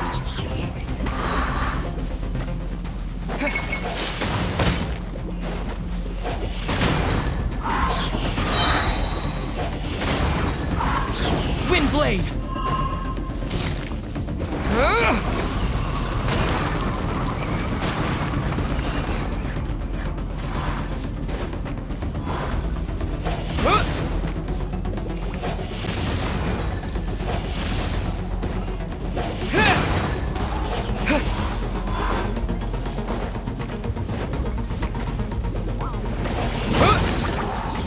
Windblade!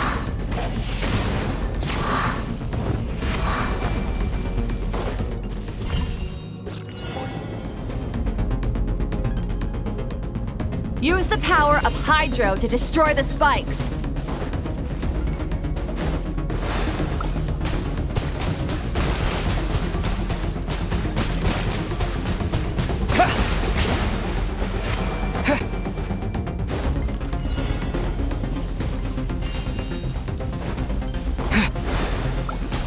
Faster! Don't give them a chance to strike you. You need to be quicker than you were in your dream. You can't afford another injury like that.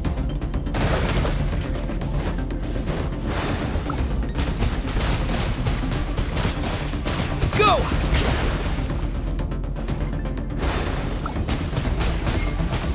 Water jet!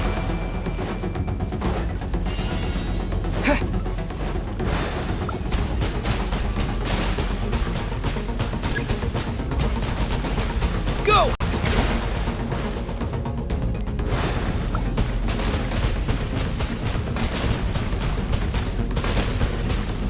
Water jet!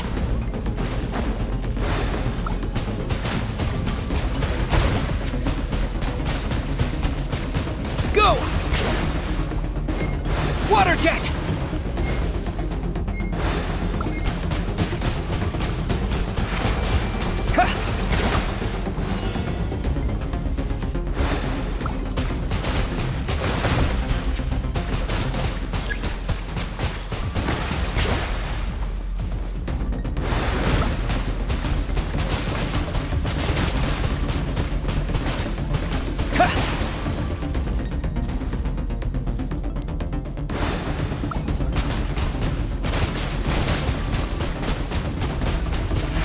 Water jet!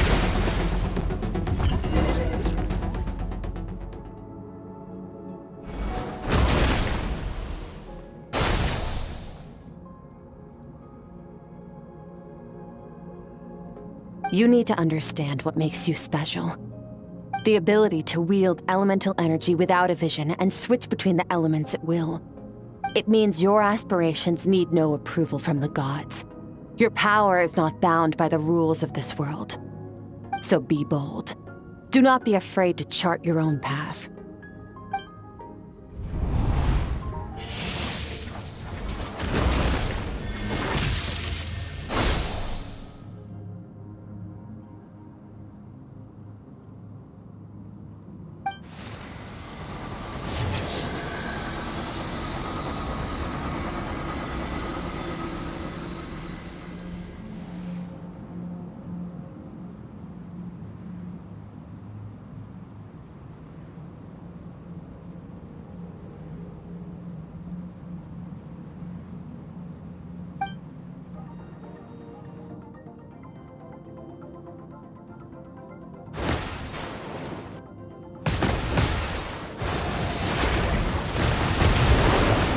Very good.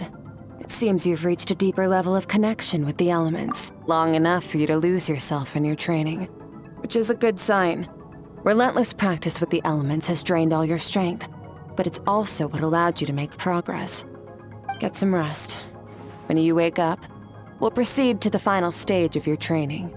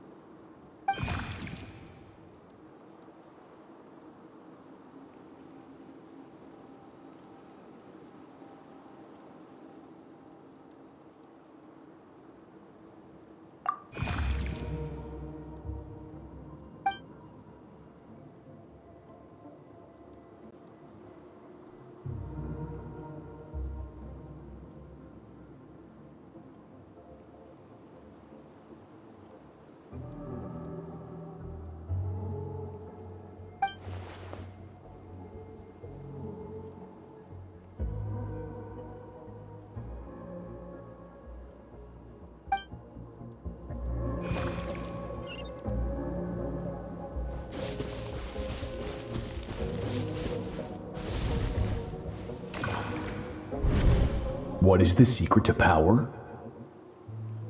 Longing, hatred, self-preservation.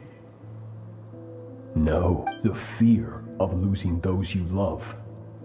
The fear of watching your home burn. Fear of loneliness. Fear of death. Fear is the source of evolution.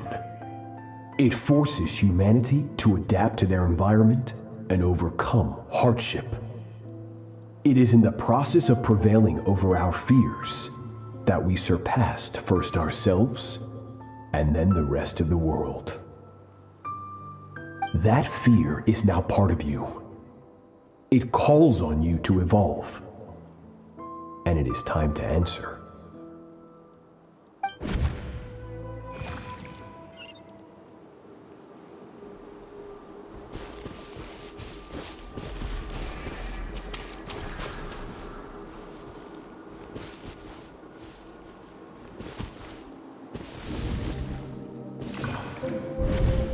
Any minute spent missing home is a minute wasted. Practice your sword work instead. Do not make me tell you twice. But, Master, I can barely lift the sword anymore. If I keep going, I feel like my wrist is going to break. So it has not broken yet. Then pick up your sword and keep practicing until it breaks. I want to hear the cracking and splintering of bone. After all, bones can always be reset.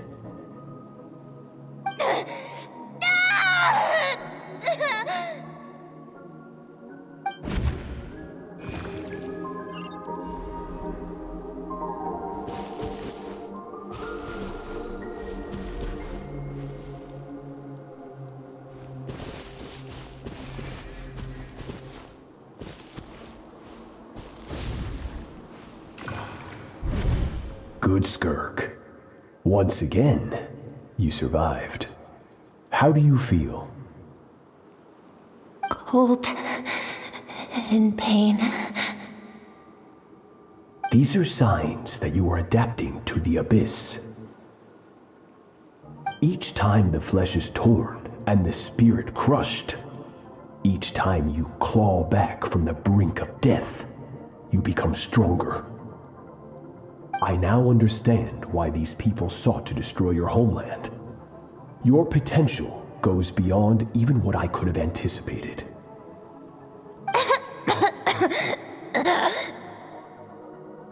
But you still have much to learn in your pursuit of strength. Your mind is rife with distractions.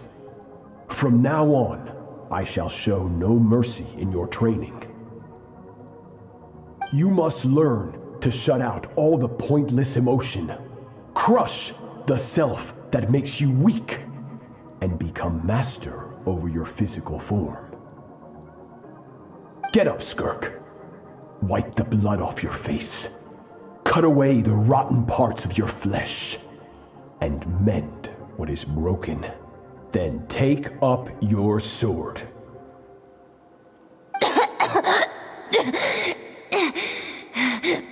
Yes, Master.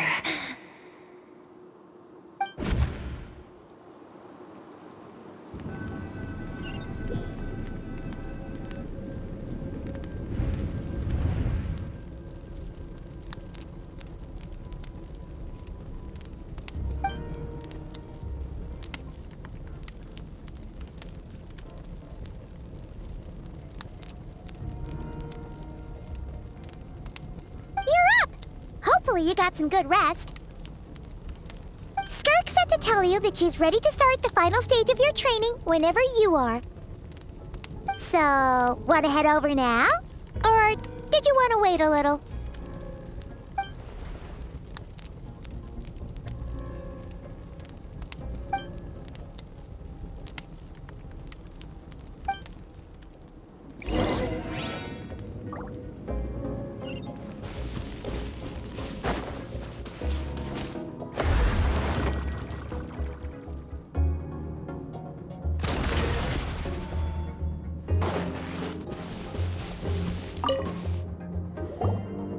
From your training so far, you have gained better command of the sword, and more control over your elemental abilities.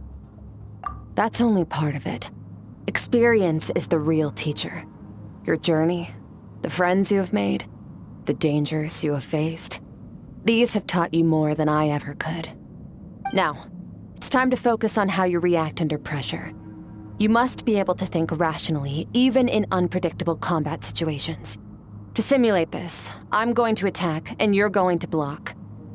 Ready?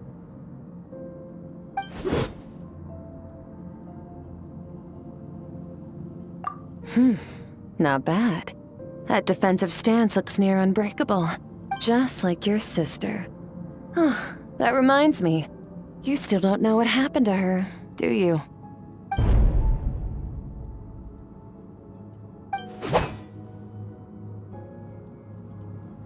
Hey, no fair! That's cheating! You think every opponent has the same moral code as you? You can denounce their deplorable methods all you want. But only if you live to tell the tale. The dead don't get to complain. Strong emotions will always arise in combat. Anxiety, anger, fear. But a true warrior is never at their whim. Only when you are free from the influence of emotion can you make the right choice, no matter the situation. How amusing. Almost sounds like you think you know me. But you don't. You can choose your own path. We are not the same. Let's begin. Try to use reason over emotion. Make the most rational and advantageous decision in any given moment. This is your final training session. Look alive. Same drill as before, but this time I'm going to interfere. Hold your focus.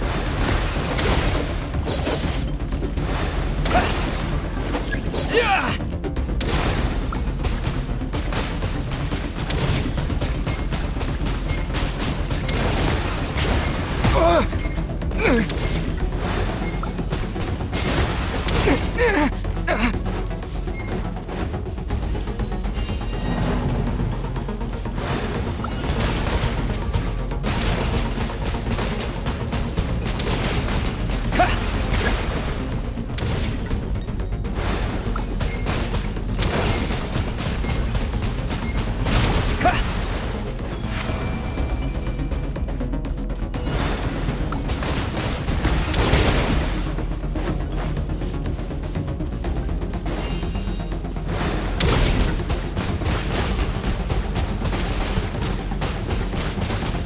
Water jet!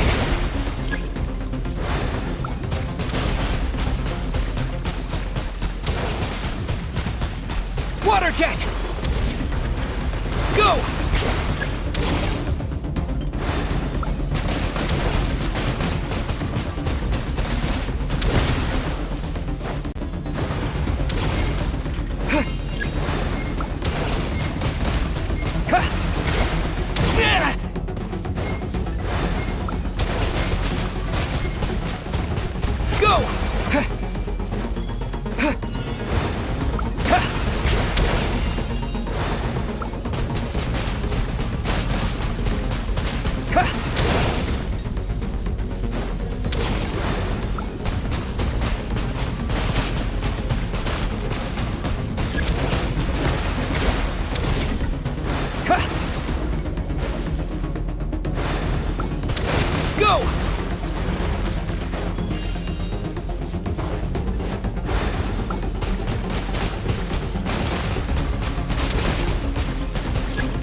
Water jet!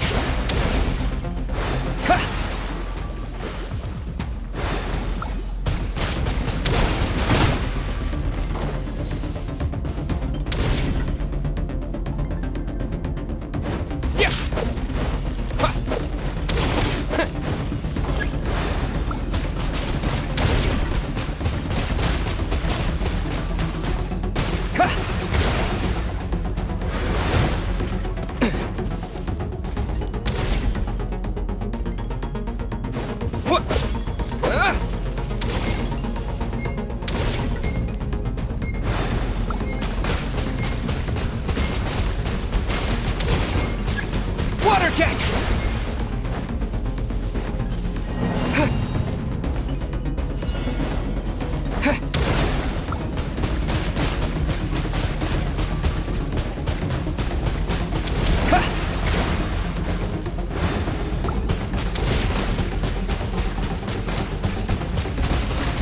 Go!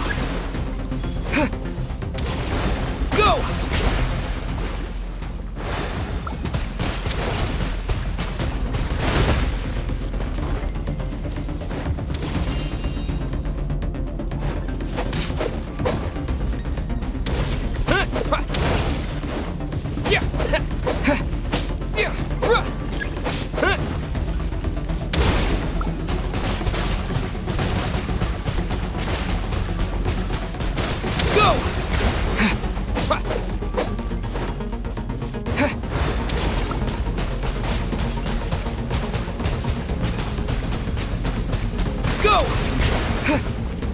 Go! Go!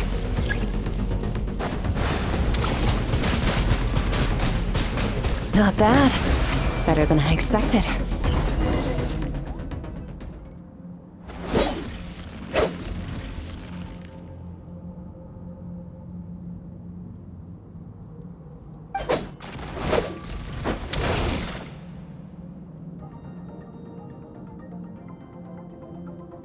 You're getting the hang of it. The first step to controlling your emotions is controlling your mind. You want a unified train of thought. It all comes down to focus.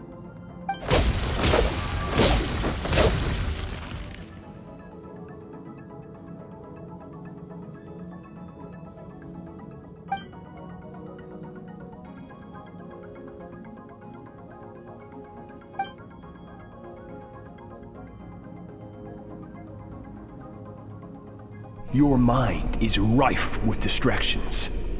From now on, I shall show no mercy in your training.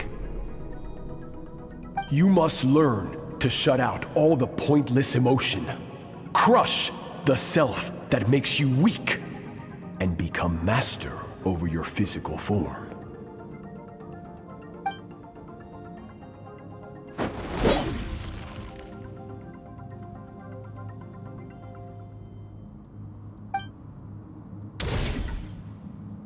Stop. Let's pause here. One look, and I can tell your mind has wandered. That's to be expected. There's a limit to how long a human being can concentrate on one thing. Staying calm and focused sounds simple in theory, but in practice, it's more demanding than sword work or elemental abilities.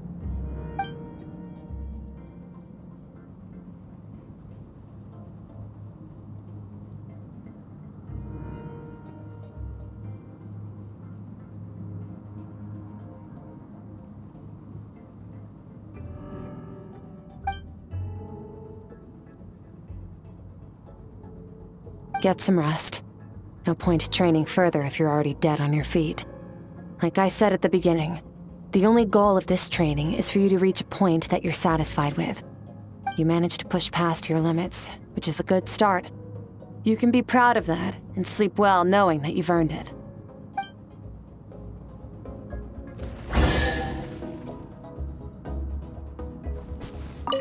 Warriors will train day and night to perfect their skills.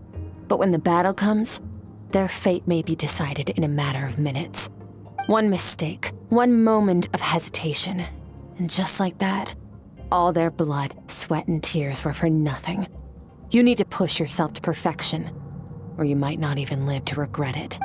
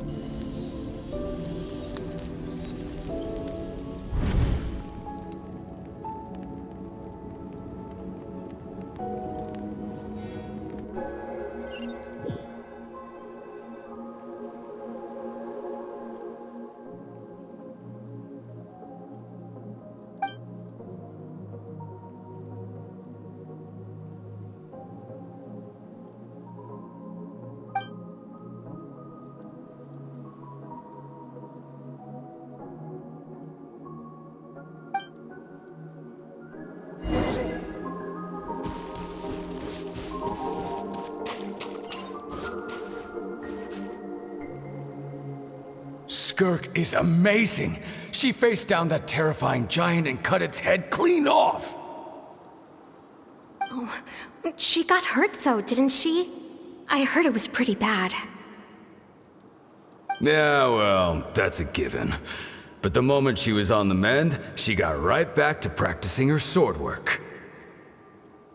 I heard Master suffered a grave injury once too. Lost an arm and a leg and still came back stronger than ever. Skirk's becoming more like him by the day. Oh, incredible. I wonder if I'll ever reach their level. They're always so resolute, so unshakable.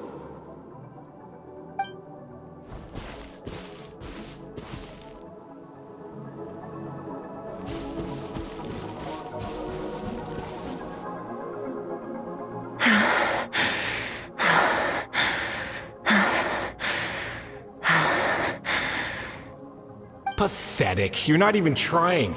You're so much weaker than you think. Skirk, have you become a positive light in this world?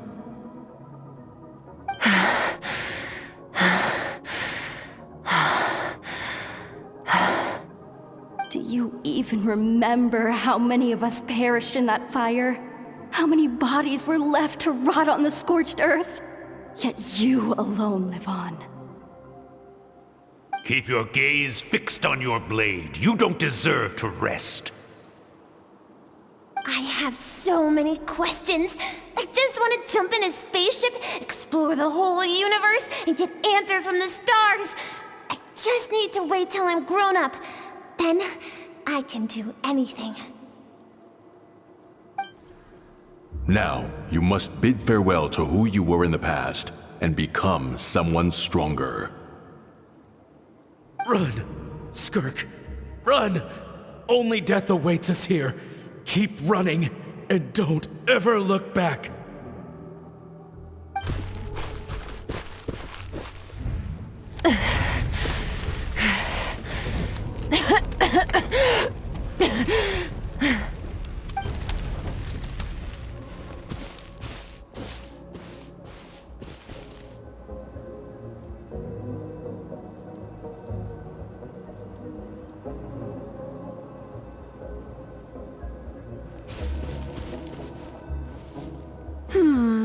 Let's see here. First things first, you need a new identity. Going around telling people you're from somewhere beyond the stars won't do, now will it? How about saying you hail from beneath the earth instead? As the Conrian saying goes, venturing out into the universe and down into the abyss are the same in that both are braving the dark unknown. Well, I'm a visitor on this planet, so I'll follow the rules. Ah, splendid. That saves me quite a bit of trouble. Let me offer you a piece of advice in return, although it might not be what you want to hear. I know the pursuit of strength is important to you, but taking a moment for yourself every once in a while is never a bad idea.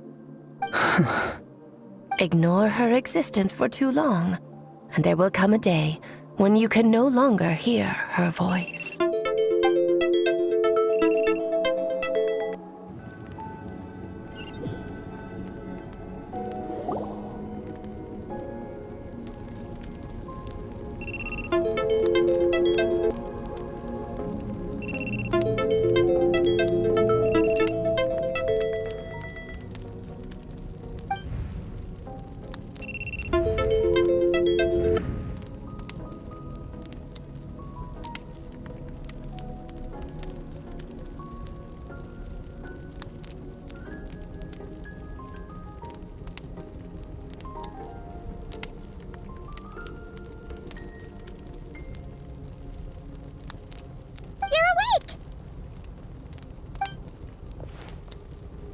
Be starving, right?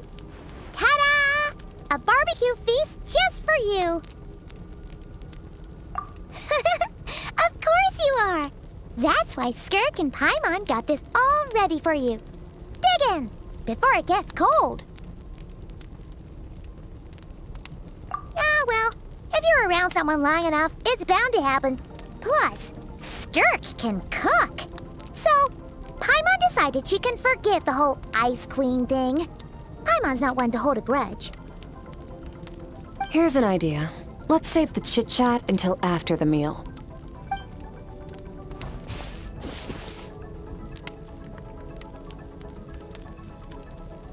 Ugh, so full. Okay, it's Paimon's turn to sleep now. Wake her up when it's time to go.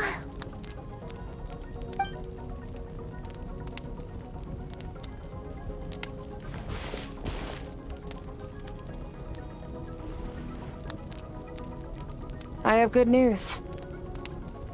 First, your training is complete. You have what it takes to wield immense power.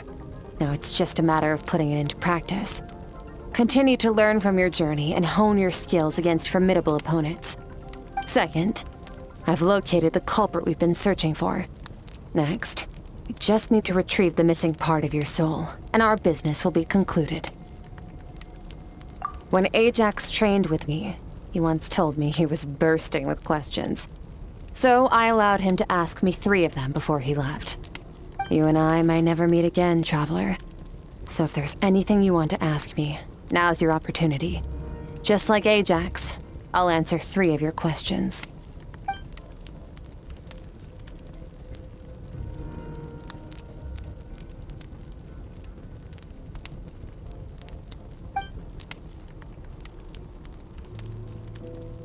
Okay, not the angle I was expecting. What makes you ask that?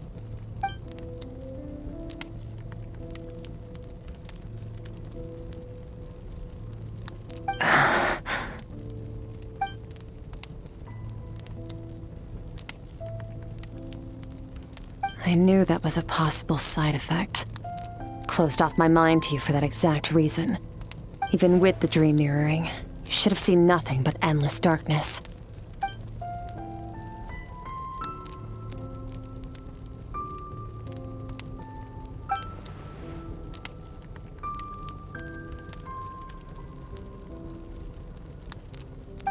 Whatever. Must have been a flaw in my execution. I shouldn't be too surprised. Due to some recent circumstances, my self-control has been lacking as of late. Since you've seen what you've seen, there's no reason to hide the truth. All I ask is that you keep it a secret. No, I'm not from Tevat. I'm from a different planet. And there was a time when I journeyed through the stars. A lot like you in some ways.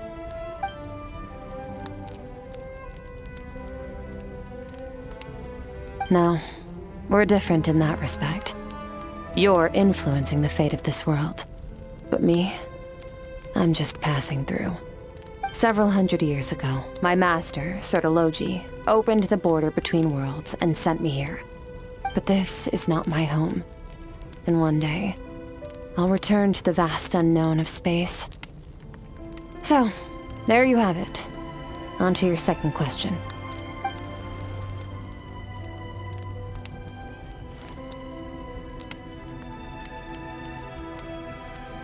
To become stronger. For certain reasons, I need to bridge the power gap between me and my master as quickly as possible. But first, I need to understand the source of his strength. To do that, I need to follow in his footsteps, walk the path he once walked, and somewhere along the way, I'll find out how to defeat him. That is my sole focus and purpose. Okay. You have one question remaining.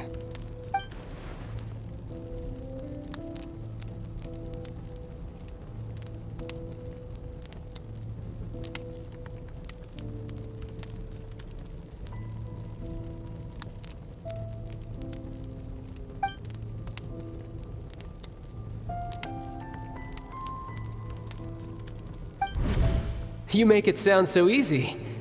Ever since the incident I experienced there, I've never stopped searching for Master Skirk and that unknown abyss.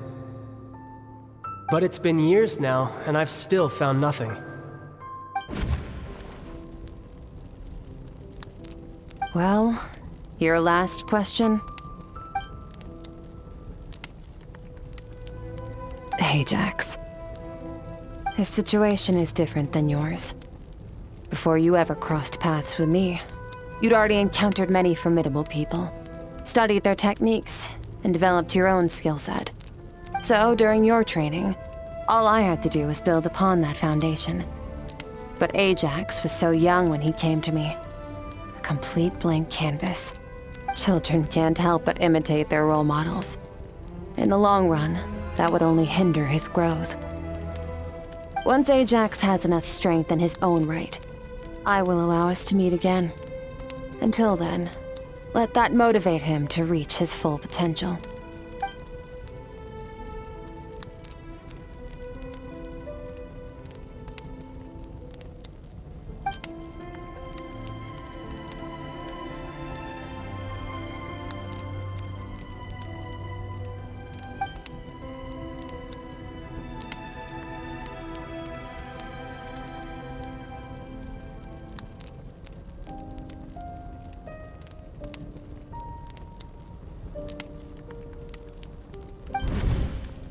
Unlike you, I have no desire to establish a connection with the world. The weak and the lowly have no right to remember me. They're lucky they only have a few missing memories to show for it.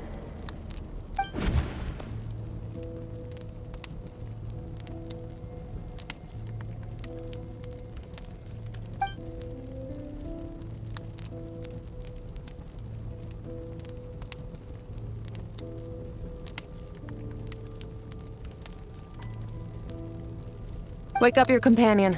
It's time to go.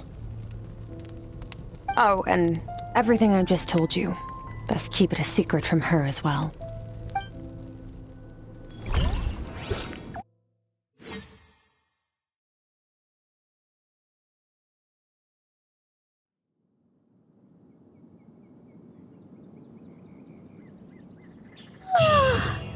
Time to go. Oh, finally. Where are we headed? Just follow me. I'll open an abyssal rift close to the culprit's location. It will take us to where he's hiding.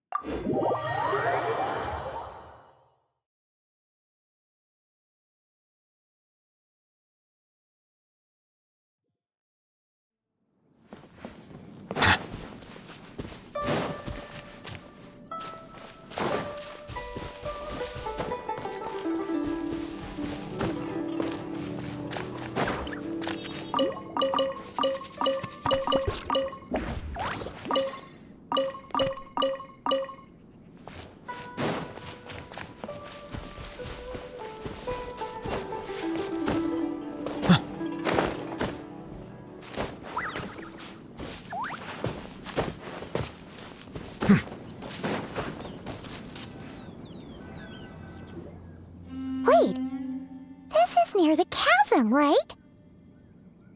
Yes. If we enter from here, we'll be able to reach that place from your dream. You have some experience with abyssal domains by now, but still, this is someone else's territory. Best to proceed with caution. Don't worry, Paimon's an expert at hiding behind other people for safety. Oh, but, that means you need to stay safe, traveler.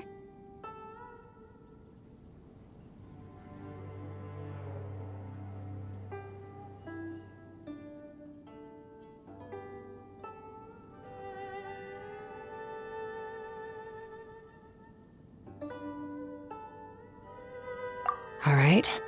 Remember your training. Time to put it to use.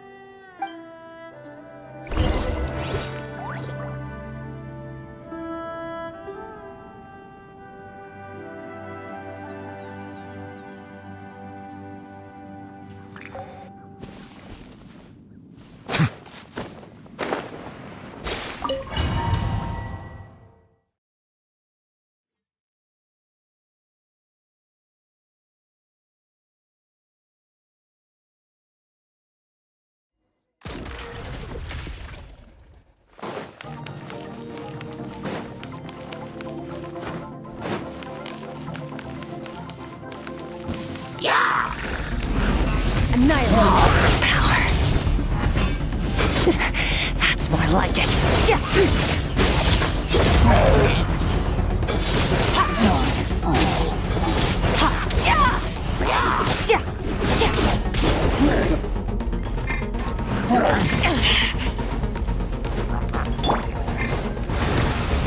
Bombs away!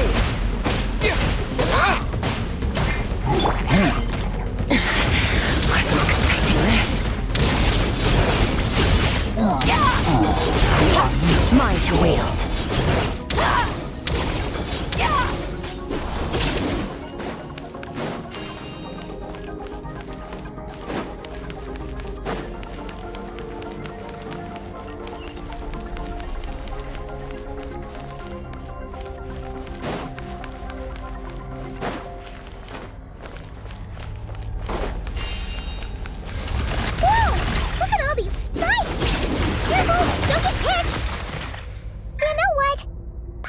Gonna float behind you.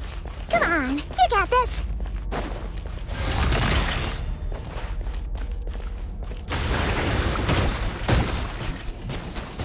Go!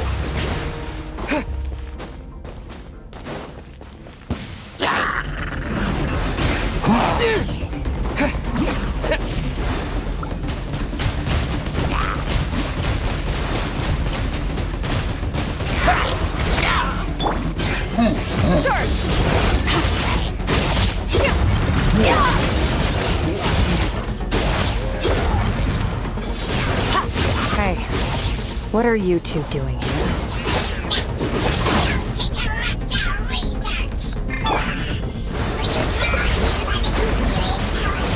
Dusty, like an abandoned house. Let's press on.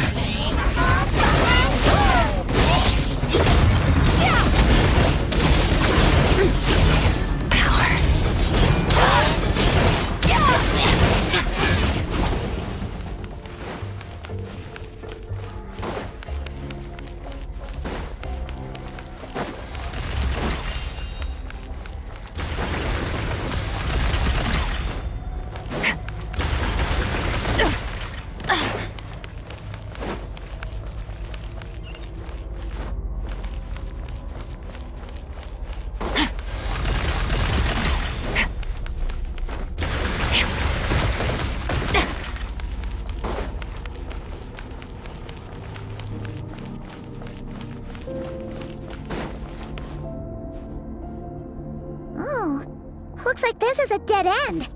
Did we make it to his hiding place? Ugh! This fog is making it impossible to see anything! This should be the place where you were attacked, Traveler. The missing part of your soul should be nearby. Can you sense where it is?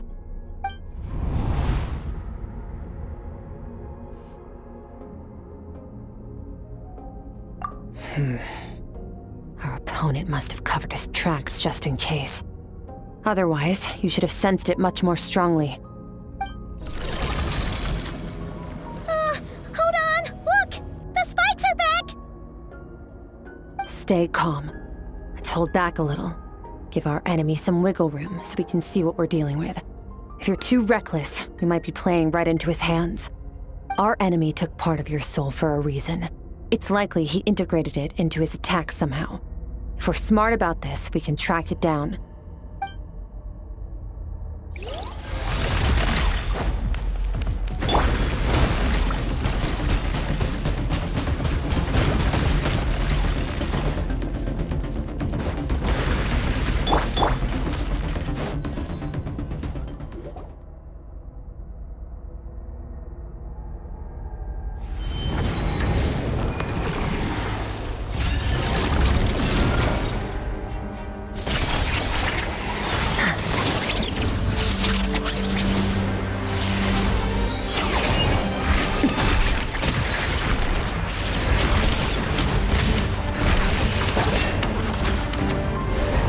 From the start, the attacks have been focused on me.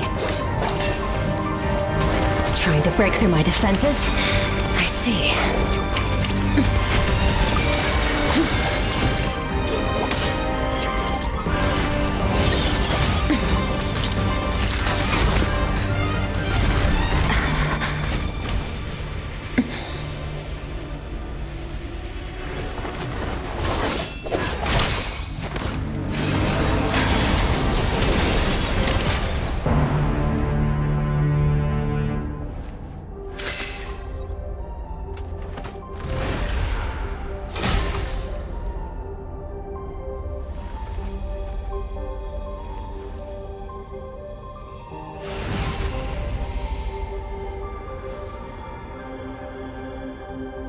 There. I got it back. Traveler! Skirk! What happened? It looked like Skirk just got...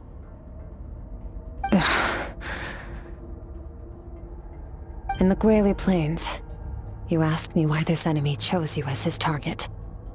Now, the answer is clear. It's not just the fact that your strength is impressive. It's also because of your ability to, as you put it, purify abyssal power. Whatever that actually means. The fact is, that ability allowed him to do something that should have been completely impossible. Namely, break through my defenses and steal my power.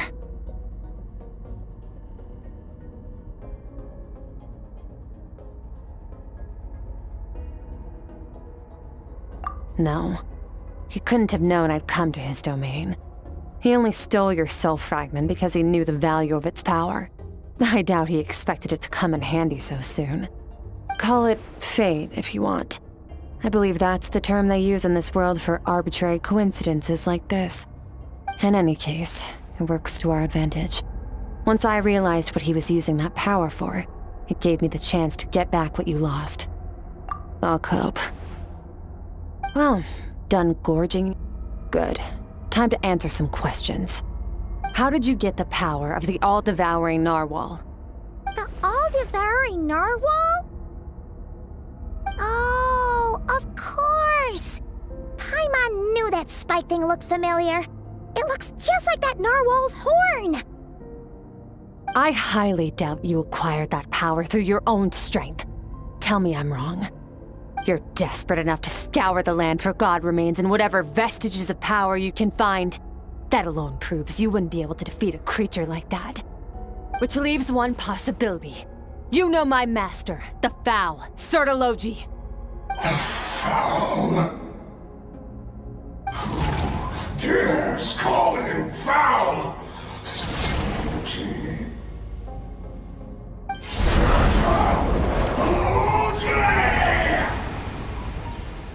What's wrong?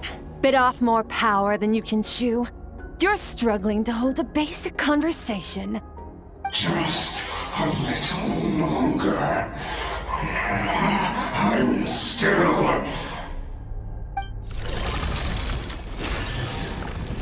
Look! It's back! Those obsessed with power will let it devour them before abandoning their pursuit. Keep calm and use reason to decide the best course of action.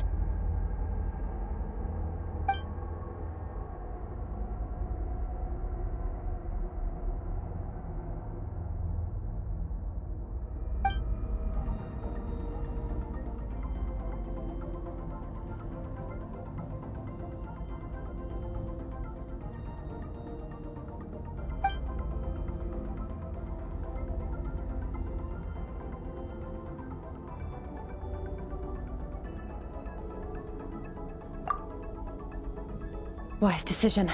Final victory doesn't always come after a single battle. You've got your soul fragment back, so we both got what we came for. Let the enemy draw breath while he can. It won't be for long.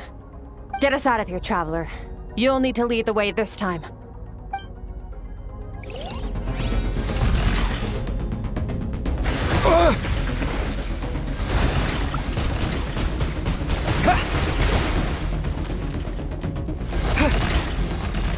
Skirk, is your shoulder gonna be okay?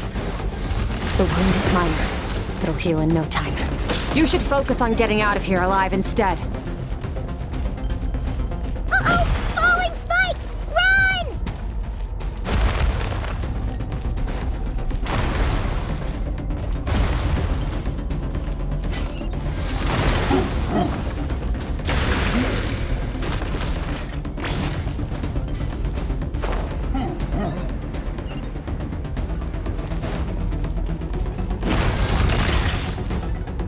Watch out! Looks like this place is about to collapse!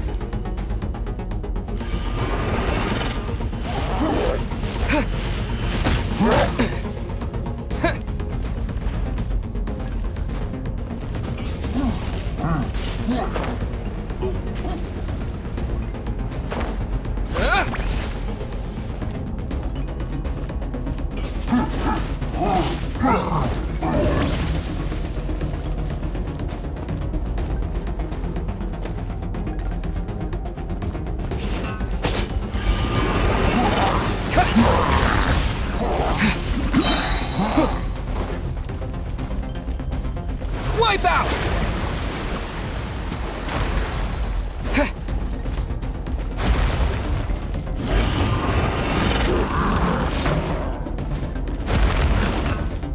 So, this guy's power has something to do with the all-devouring narwhal. Did you know that all along, Skirk? I had my suspicions. That's why I decided to investigate in the first place.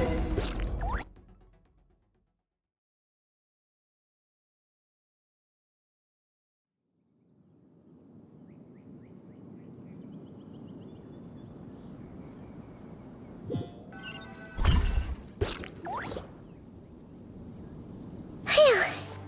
Oh, we should be safe here, right? I no longer sense his presence. Can't have followed us out of that abyssal domain. Weaklings like him will find that my power is not so easily controlled.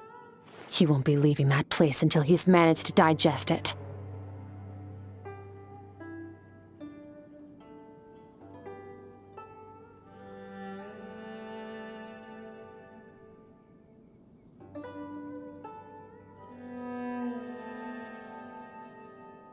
You seem surprised. I suppose that's fair. You've seen but a fraction of what that whale is capable of. That gaping maw could swallow a planet whole. It's called the all-devouring narwhal for a reason. Devouring is what it does best. It can extract power from anything, dead or alive, as long as it manages to make physical contact. Yeah. When we had our run-in with that thing, Neverlet mentioned that it has an instinct to devour. Your dragon friend recognized the nature of its abilities and used the power of Hydro to protect you. That worked because it was in a satiated state, so it was somewhat less aggressive than usual. It's a different story when it has no more power to feed off of. That's when its true voracious nature kicks in. It could devour everything on the planet in that state, which is why I cast it into that void space. But I hadn't counted on there being anyone left on this planet capable of wielding its power. To me, that says he must have encountered the whale a long time ago. Meaning, he must have known my master.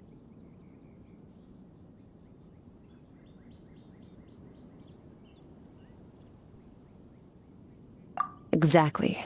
It told me everything I needed to know. Hence why I said we both got what we came for. And I believe that brings our transaction to an end. Now that you're whole again, you can get back to your own journey. I'll handle the rest of this situation myself. No way! We can't leave now! Something was stolen from you because of us! We have to help you get it back! This isn't my first taste of failure or losing power. When you fall, you get back up again and become stronger. That's how it is. But what if that monster finds you before you're all better? Plus, how are you gonna get home? It's not like you can just go swoosh and open a door to the abyss again. Not without your full strength. So, sticking with us for the time being doesn't sound so bad, does it? Fair enough. Then take this. What is it? A bag of Mora. Nothing in this world is free. I know that much. I'll leave the planning to you. Hurry up and decide where to go. We shouldn't linger. We should take Skirk somewhere she can rest. But where? Paimon gets the feeling Skirk wouldn't like being around a lot of people.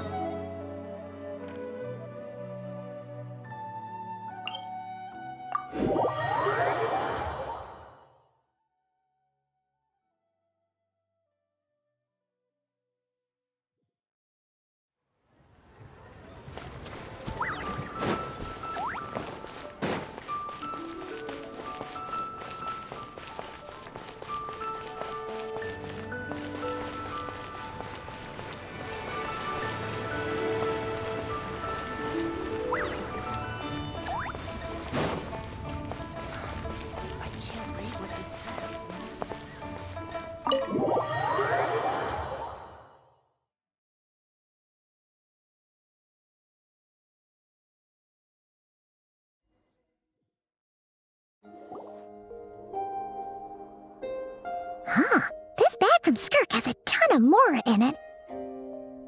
Does she have a job or something? Wait, no. After what we saw at Wamin Restaurant, that seems impossible. Can you imagine? It would go something like... I'll be collecting my paycheck now, boss. Oh, sure thing. Wait, who are you? Have we met? Can't hold a job if you make everyone forget about you. So, what did she do to get all this Mora? Claimed some buried treasure, took care of a few monsters that were causing trouble. Nothing untoward. It's safe to use. Ah! You heard all that? A sonorous voice like yours is hard to miss. I wouldn't be surprised if the sound of it traveled to the nearest mountaintop. Then, did you by chance happen to hear Paimon's little, joke earlier? You mean when you called me Frosty the Lavender Melon?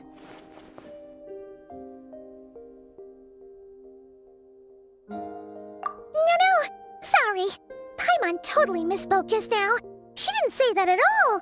It was, a Paimon lookalike. Yeah, she's a piece of work, that one. Always impersonating Paimon and giving people weird nicknames. Okay, fine. The truth is, Paimon didn't like you all that much at the start. But things are different now. You helped the Traveler in a big way, so... What do you say? Friends? Ugh. I noticed there was only one bed. Go ahead and get some rest. Wait, what about you? I don't get tired, and I don't need rest. I'm going to practice my sword work. That should help me regain some strength. But your shoulder... Hey, don't just leave! Ah, whatever. Let her tire herself out. She'll come back eventually. Let's get some sleep, Traveler. That comfy bed is calling, Paimon.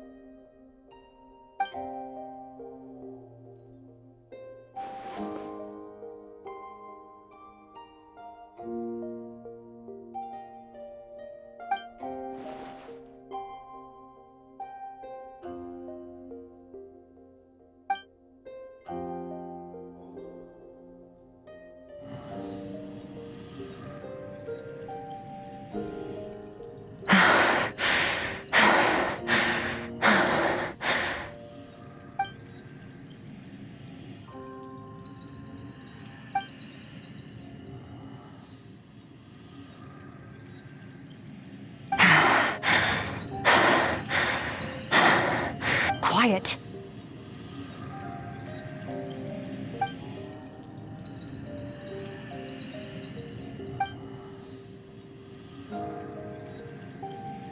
Do you even remember how many of us perished in that fire? How many bodies were left to rot on the scorched earth? Yet you alone live on. Keep your gaze fixed on your blade. You don't deserve to rest. Run, Skirk. Run! Only death awaits us here. Keep running, and don't ever look back.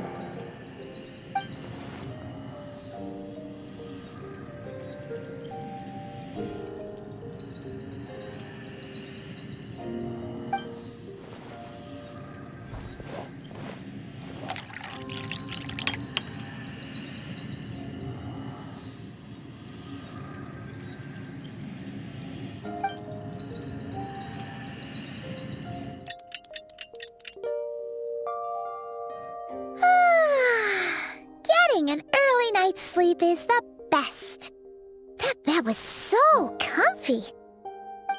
Wait, Skirk? Have you been sitting out here the whole night? The bed's all yours if you want it. About 60%, maybe 70. Whoa! Paimon thought it would take at least a couple of days. That was fast. No, not fast enough. That's 20% less than last time. Same training regimen, same intensity. Nothing felt different, but somehow the outcome fell short. No, I think the problem's with me. I need to meditate for the next 2 days. Deep introspection should help me find the issue. Ooh, sounds intense. We'll watch over you in the meantime, then. Thanks. See you in 2 days.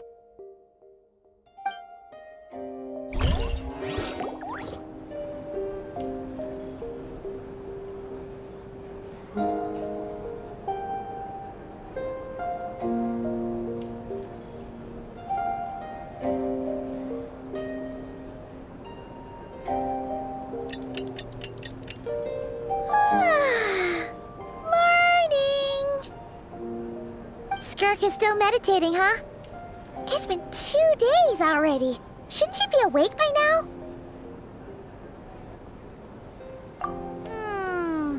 Paimon can't think of anything we can do to help. Oh, wait! Breakfast! That's it! Paimon will go get breakfast! Skirk is gonna be starving when she wakes up. Be right back.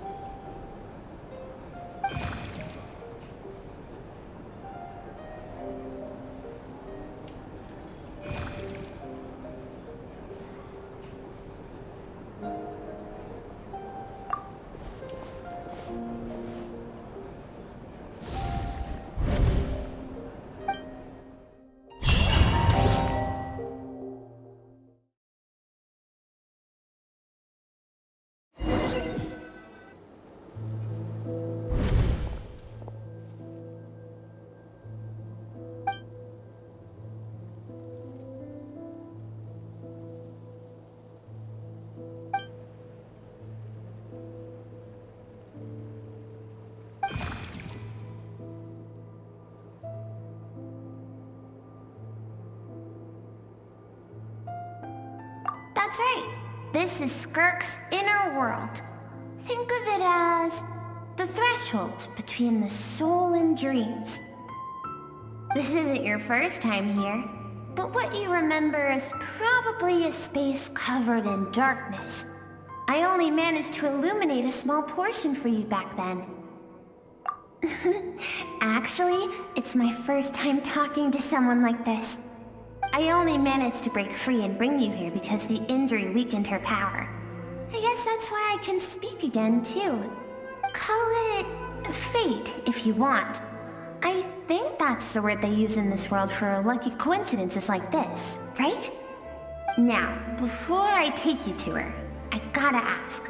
You're the first outside visitor to ever come here, so what's your impression of this place? Oh, you noticed. This river represents Skirk's strength. Strength accumulates over time. It is the summation of a person's lived experience. So this river is where all the fragments of Skirk's life should converge into a single stream of memories and emotions, flowing forward as one. But as you can see, this river has been severed numerous times. It's because Skirk doesn't like who she was in the past. And all she sees reflected in the river is a disgraceful shadow of who she was. She cuts through water and rock with the sword of reason, severs her connection with the past, and begins anew. You must learn to shut out all the pointless emotion. Crush the self that makes you weak, and become master over your physical form. This isn't my first taste of failure or losing power. When you fall, you get back up again and become stronger. That's how it is.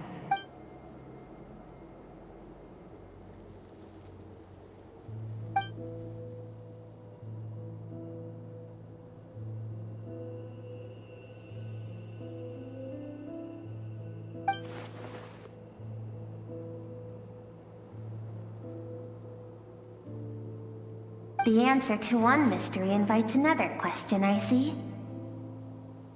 Let's follow the river upstream. There among the cliffs, among the memories etched into her heart, lies the truth of it all.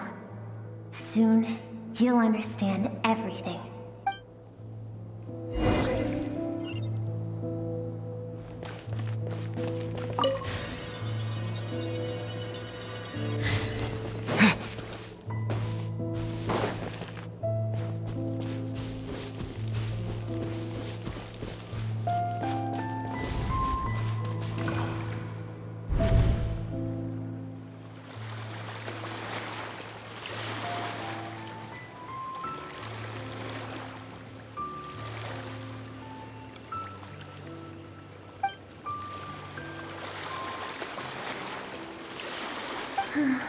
I've always thought that, even when falling leaves don't come from the same tree, like meteors, you both made a journey through the stars.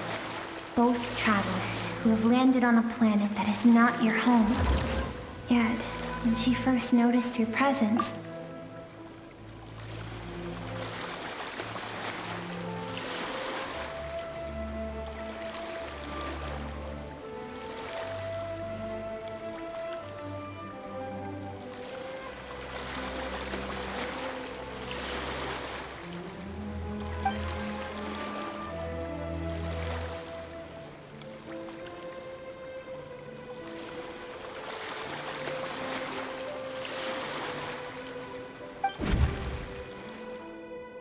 seems like you've answered your own question.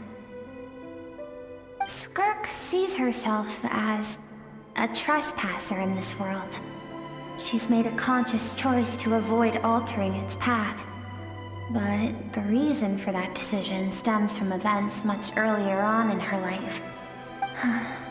Let's keep going. It's still a long way to the source of the river.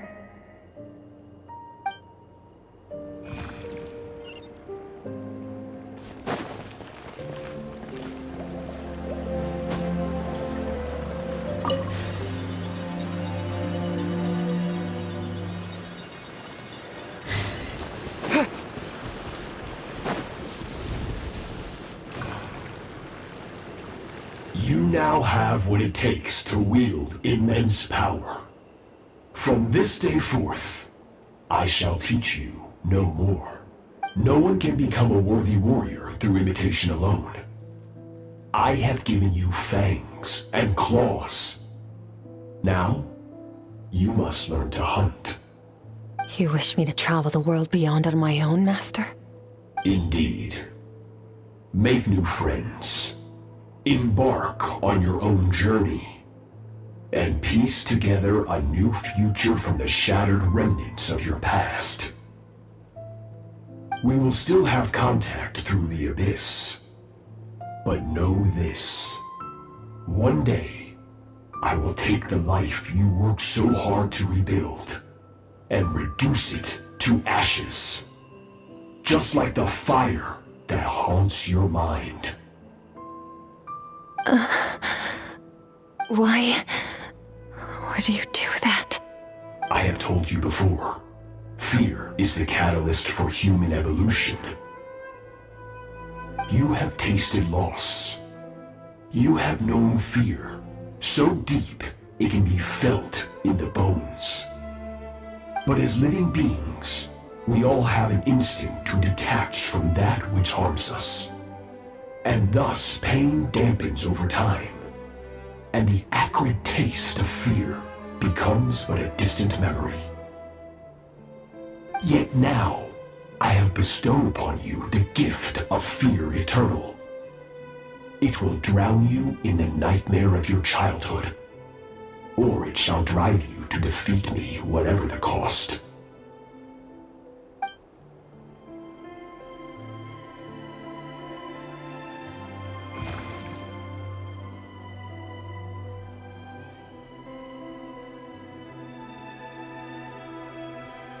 That is what Skirk's master, the foul Sertologi, looked like at one point in time. Of course, as a higher being, physical form is a triviality to him. He could appear as a beast, a human, or even a monster that defies description. The form you see him in here, clad in abyssal armor, is the one he usually wears when traveling through the stars.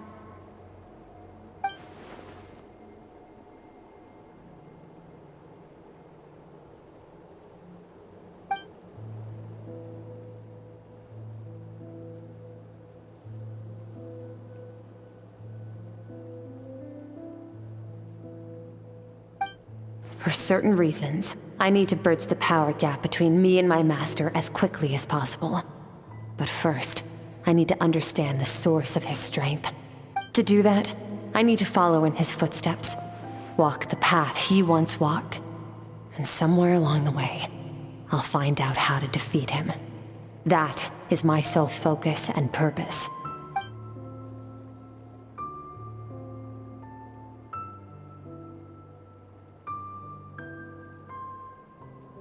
I'll let you in on a little secret. The real Sertologi is terrifying. The scope of his power is impossible to understand until you experience it firsthand. It is absolute, the power to crush all things. Shall we keep going? Let's see. We're about halfway there.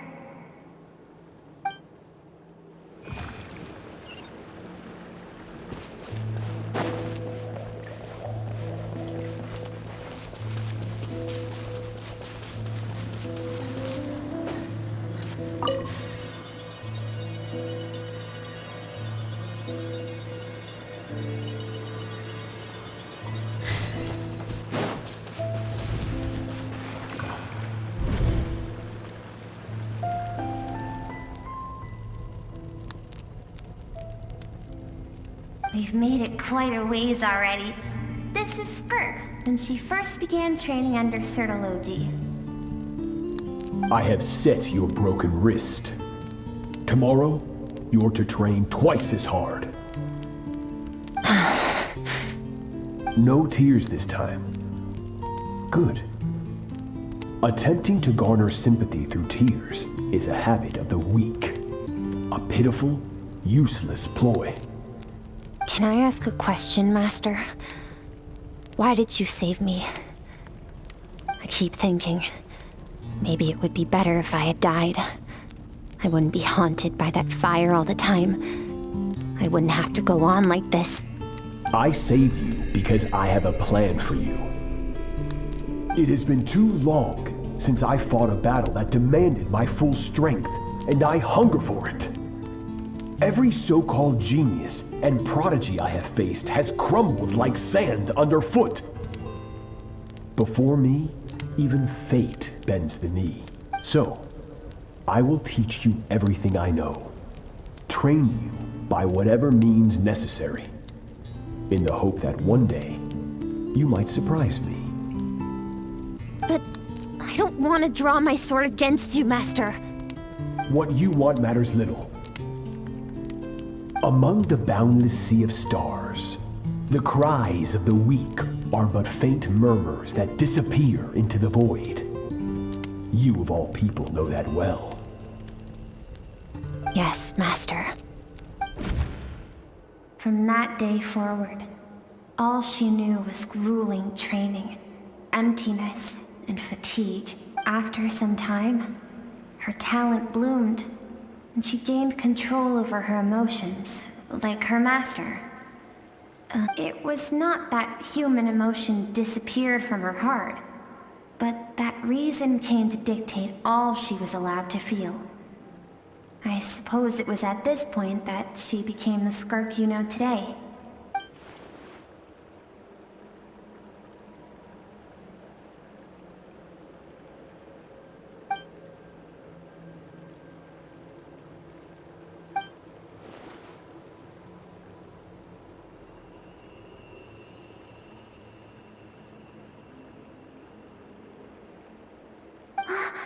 We're nearly there.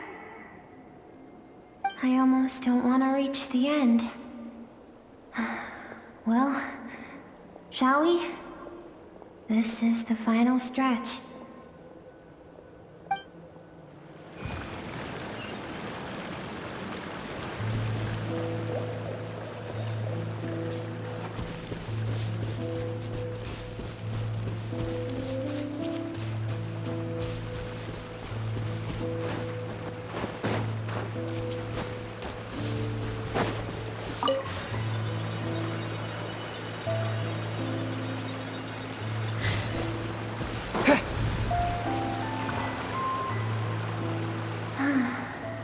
These are Skirk's happiest memories.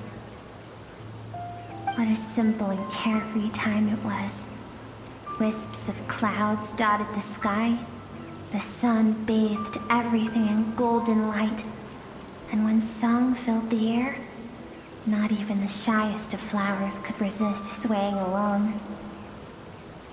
This is Skirk's homeland. She was so curious about everything as a child. Always skipping school to go exploring instead. There was so much to discover. The treasures at the bottom of the sea, the secrets beyond the stars, and that merchant ship packed with adults wearing those strange clothes. Yes, the ship. That was the beginning of the end. It was a spaceship.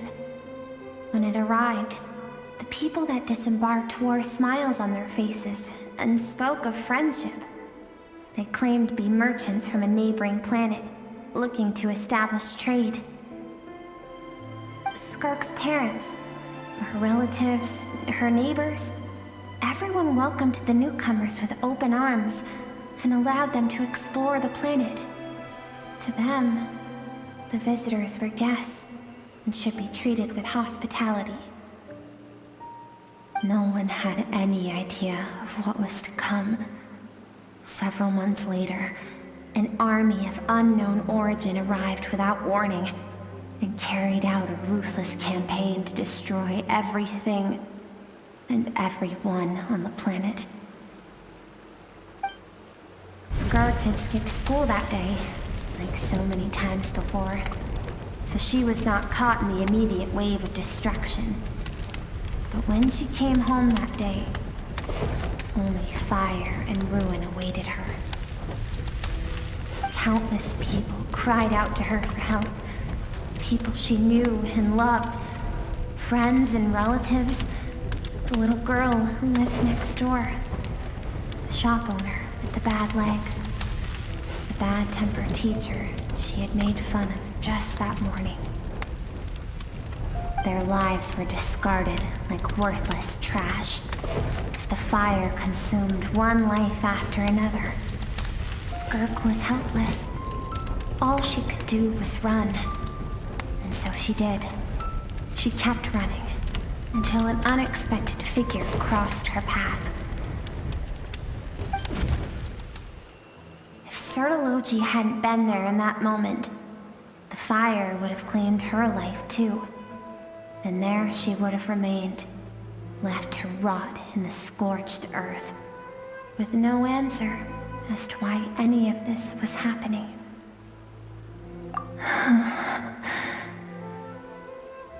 Because she and her people were seen as a threat.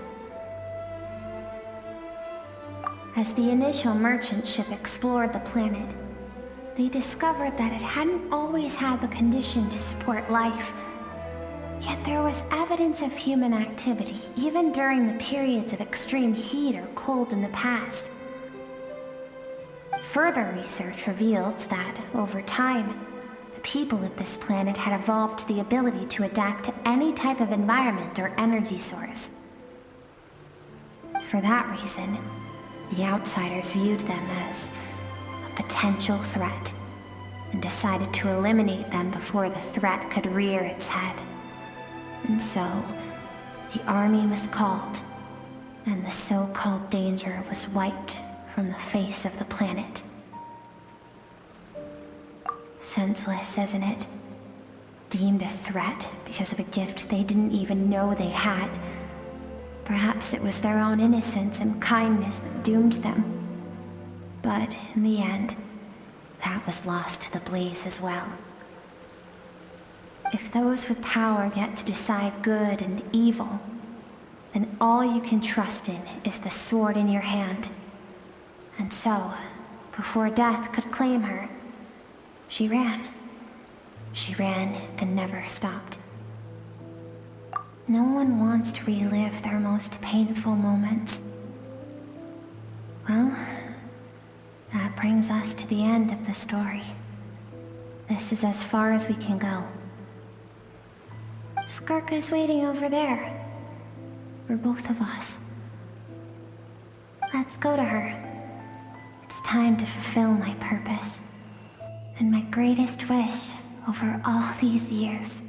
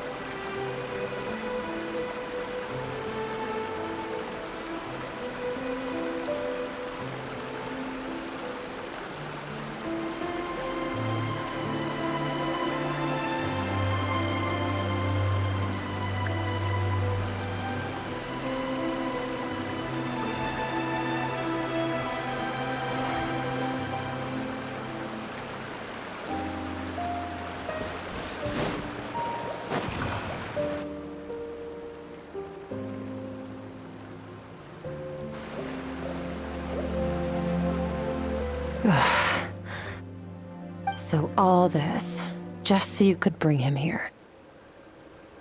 I have things to say to you. Well, to me.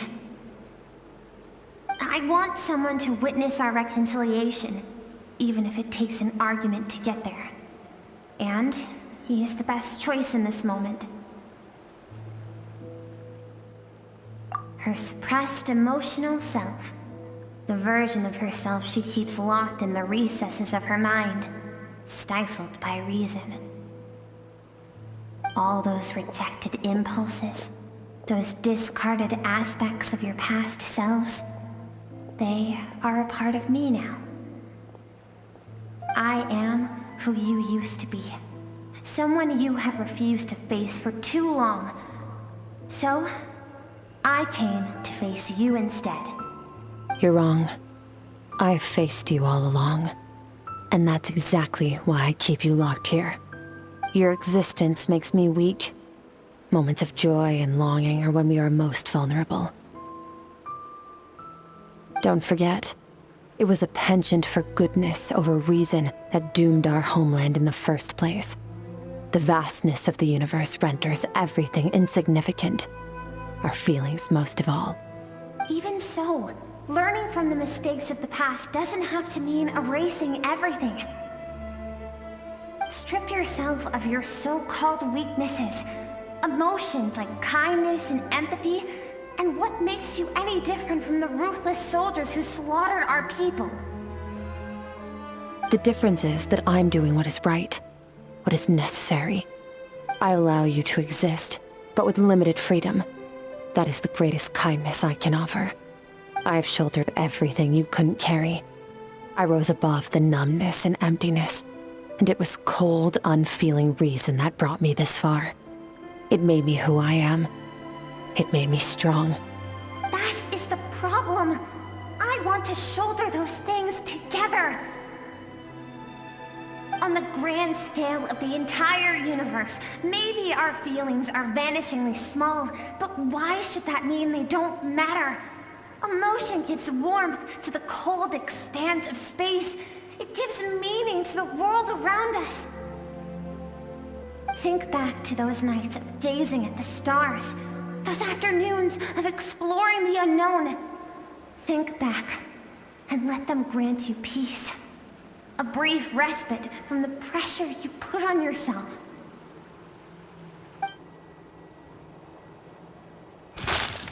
That isn't what we need. It's exactly what we need. Aren't you curious about why recovering your strength has taken longer than normal this time? Finally, you get to the important part.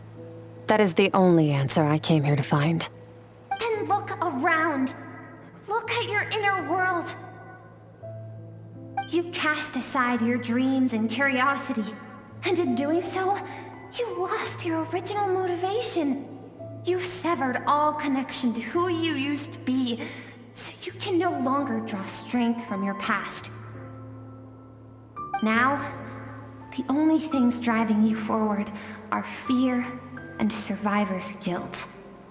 But these cannot take you far enough. And so, this river, the source of your strength, grows more polluted by the day. And do you think that means I should seek help from a weak little thing like you?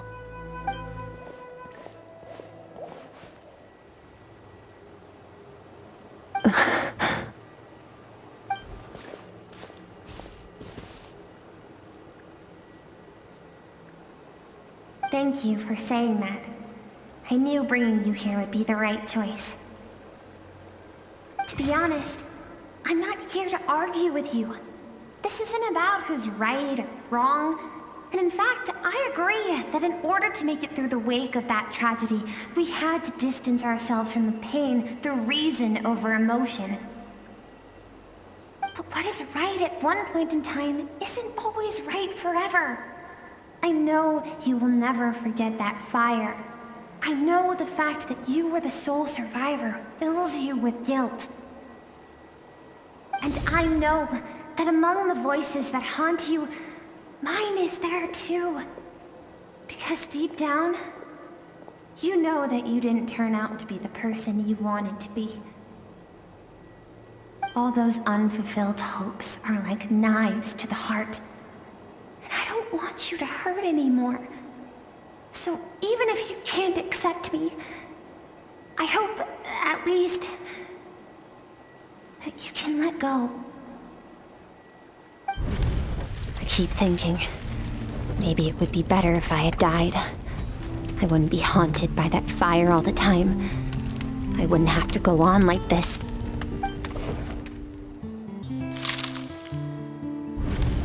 Your dad and I, we're not afraid to stare death in the face, but we need you to survive.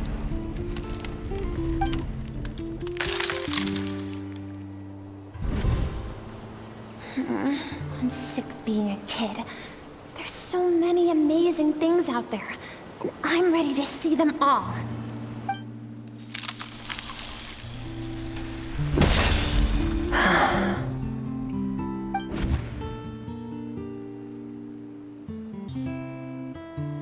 I remember. There was a song Mom and Dad always sang when we went out to fetch water. Dancing water. The sand along your path is begging for your song and movement. Will you carry this burden with you on your journey? I am not the dancing water, and you are not the burdensome sand. But if this is your wish, then I will carry you with me until the end. Thank you. I should be thanking you.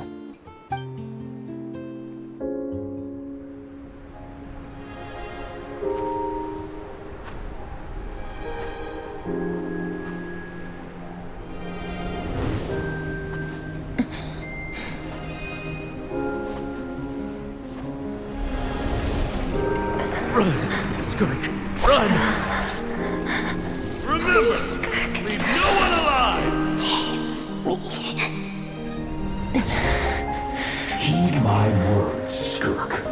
Let fear take root in your soul. Did you survive? Why was it only you? Skirk, did you become a positive light in this world?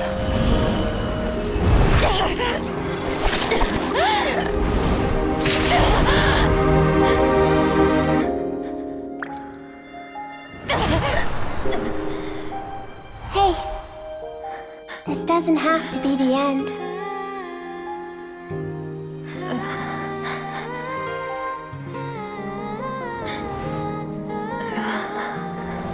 Life is a gift. Don't let darkness claim it.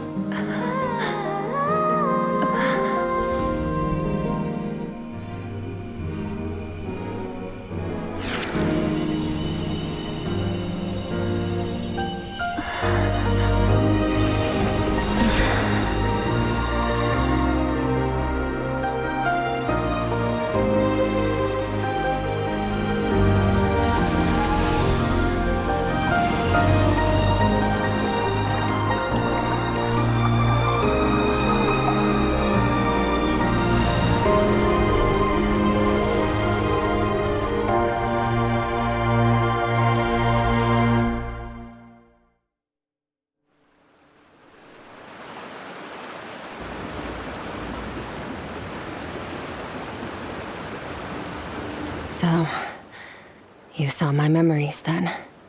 I once asked my master if survival of the strongest was the law of the universe.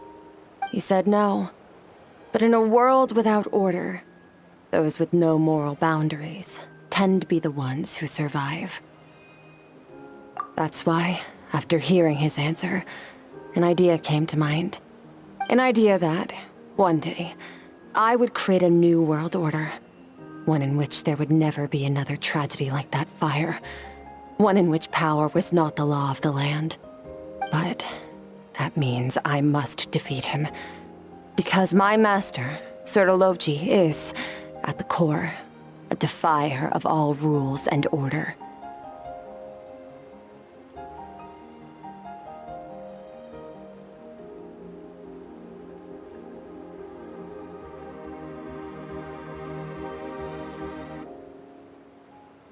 Yes, and not just because of the gap in our abilities, but also because I have no reason to see him as an enemy. Although his decision to train me was not made out of kindness, he did everything a master should. He saved my life, taught me the sword and the principles of strength, and for that, I respect him.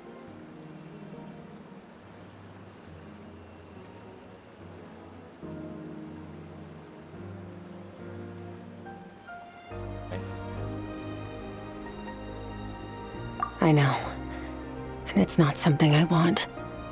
But Master never goes back on his word. I have to treat everything he says as a promise. He's no longer into that, but he sends me messages through the abyss every now and then. Most of them are simple greetings, or an answer to one of my questions. Every time I hear from him, my heart skips a beat. And I wonder if this is the moment where he'll finally appear before me and tear down everything I've built to pieces. Maybe that means I do live in eternal fear, just like he said. Yes, I respect him, but I'm also afraid of him. And for that reason, the pursuit of strength consumes every moment of my life. I don't know what Master has planned, but I have to be ready.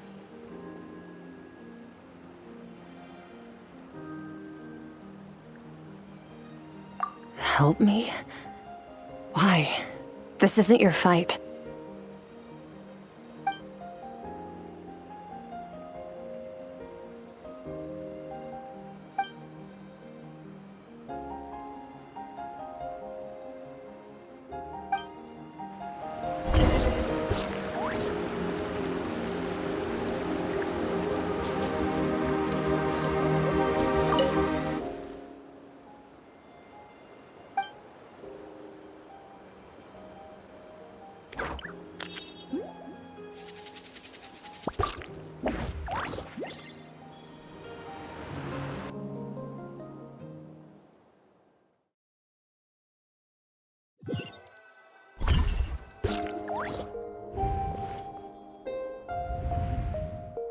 Oh, you're finally awake! Honestly, Paimon was gone for like 2 seconds and then she comes back and finds you both unconscious? Oh, you scared Paimon half to death! You're both okay, right? What does it look like?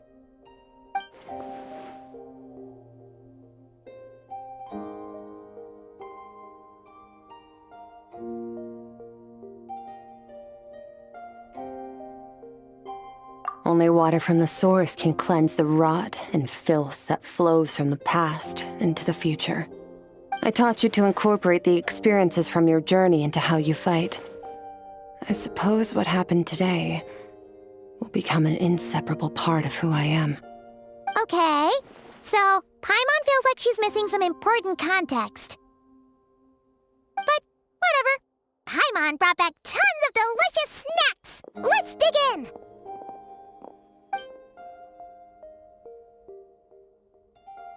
All right, it's about time we finished what we started. We're gonna deal with this thief for good, right?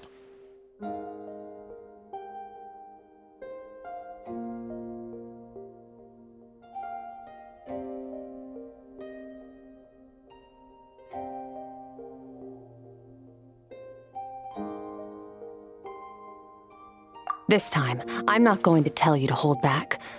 But having digested even more power in the meantime, he's going to be tougher than before. The good news is, we have no reason to pull our punches this time. So, let's go. Same place as last time.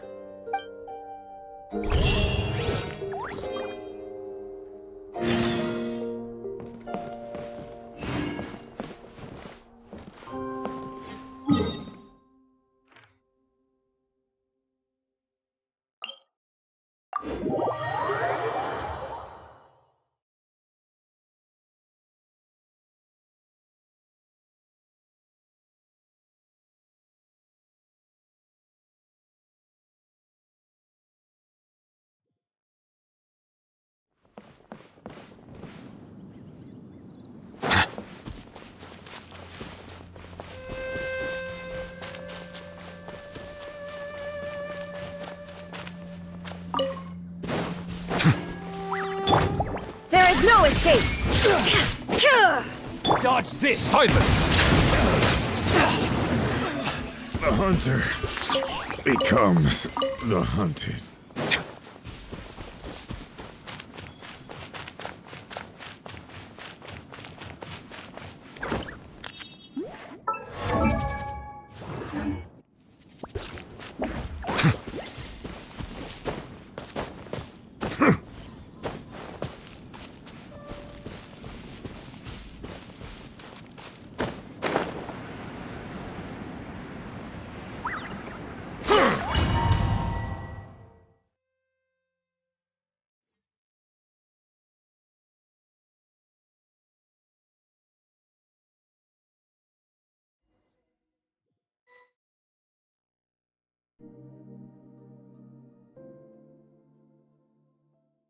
The fog is gone!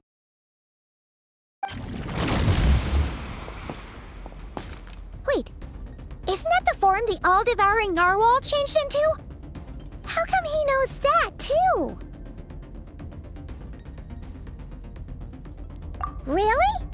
So, you're telling Paimon that giant whale and this guy can both turn into the fowl? How does that work? It's a subconscious instinct.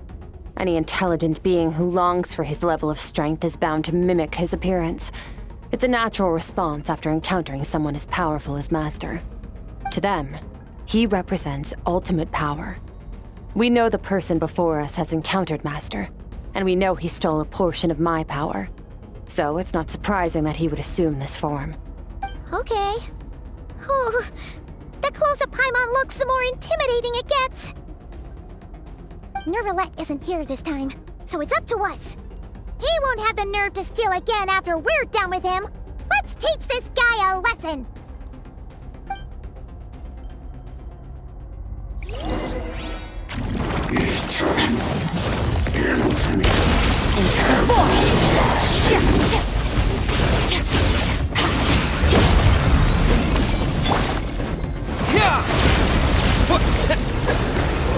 Haven't forgotten your training, I hope.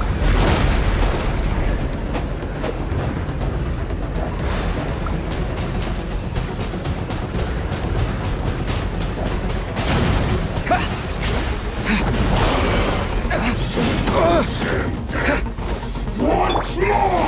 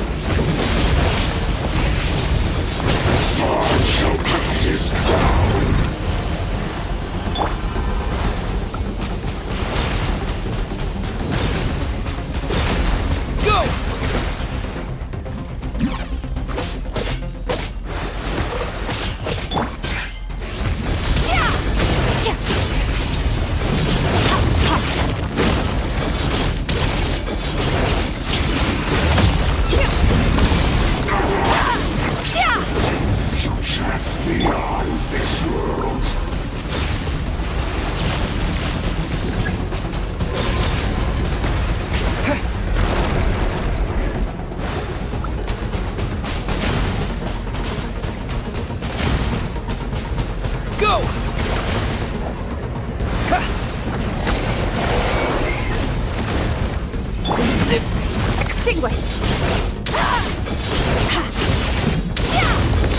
Mine to wield.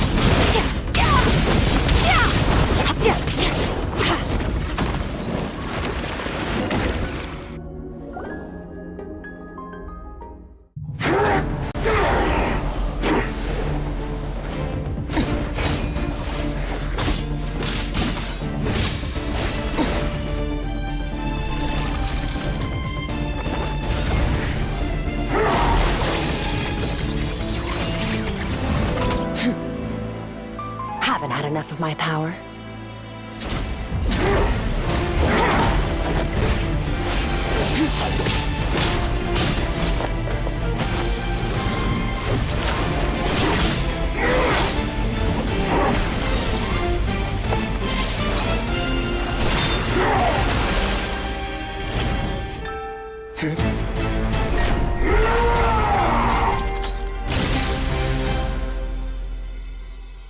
Well then, let's see how much more of this power you can handle.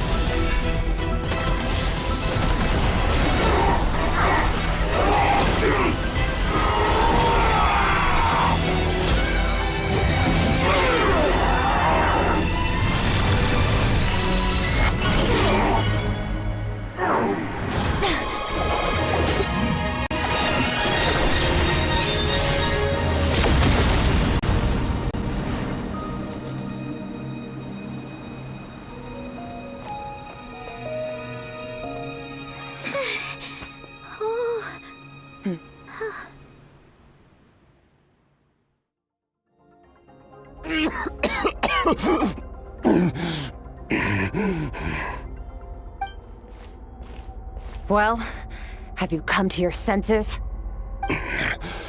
You saw that my body was at its limit. So, you deliberately channeled your power into me, knowing that it would destroy my shell from within. Such power, such keen battle instincts. So you must be... Skirk, Sertologi's disciple. How long has it been? How long has he been away from Tevat? Hundreds of years. Hundreds? Sorry, it's a lot to take in. I should introduce myself. I am Skofnungar, a friend of your master and one of his followers. This is the first time I've heard your name, Skirk. But hundreds of years ago, I knew you existed. And I knew you would come here. Hundreds of years ago? Sounds like you and Master have quite the history. Care to tell us about it? Of course. Might as well take advantage of a clear head while I can. The story starts a long, long time ago. I was born into a noble family in Conria. As the eldest son, I was set to inherit our title. But I contracted an incurable illness as a child, and everyone gave up on me. I trained the sword harder than anyone else, defeated all of my peers.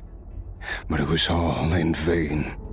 When other people looked at me, all I saw in their eyes was pity or a strange glee in my misfortune.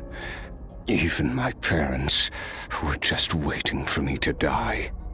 Over time, my heart hardened, and I became aimless.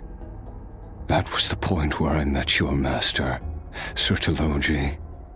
We were similar in age, but different in background.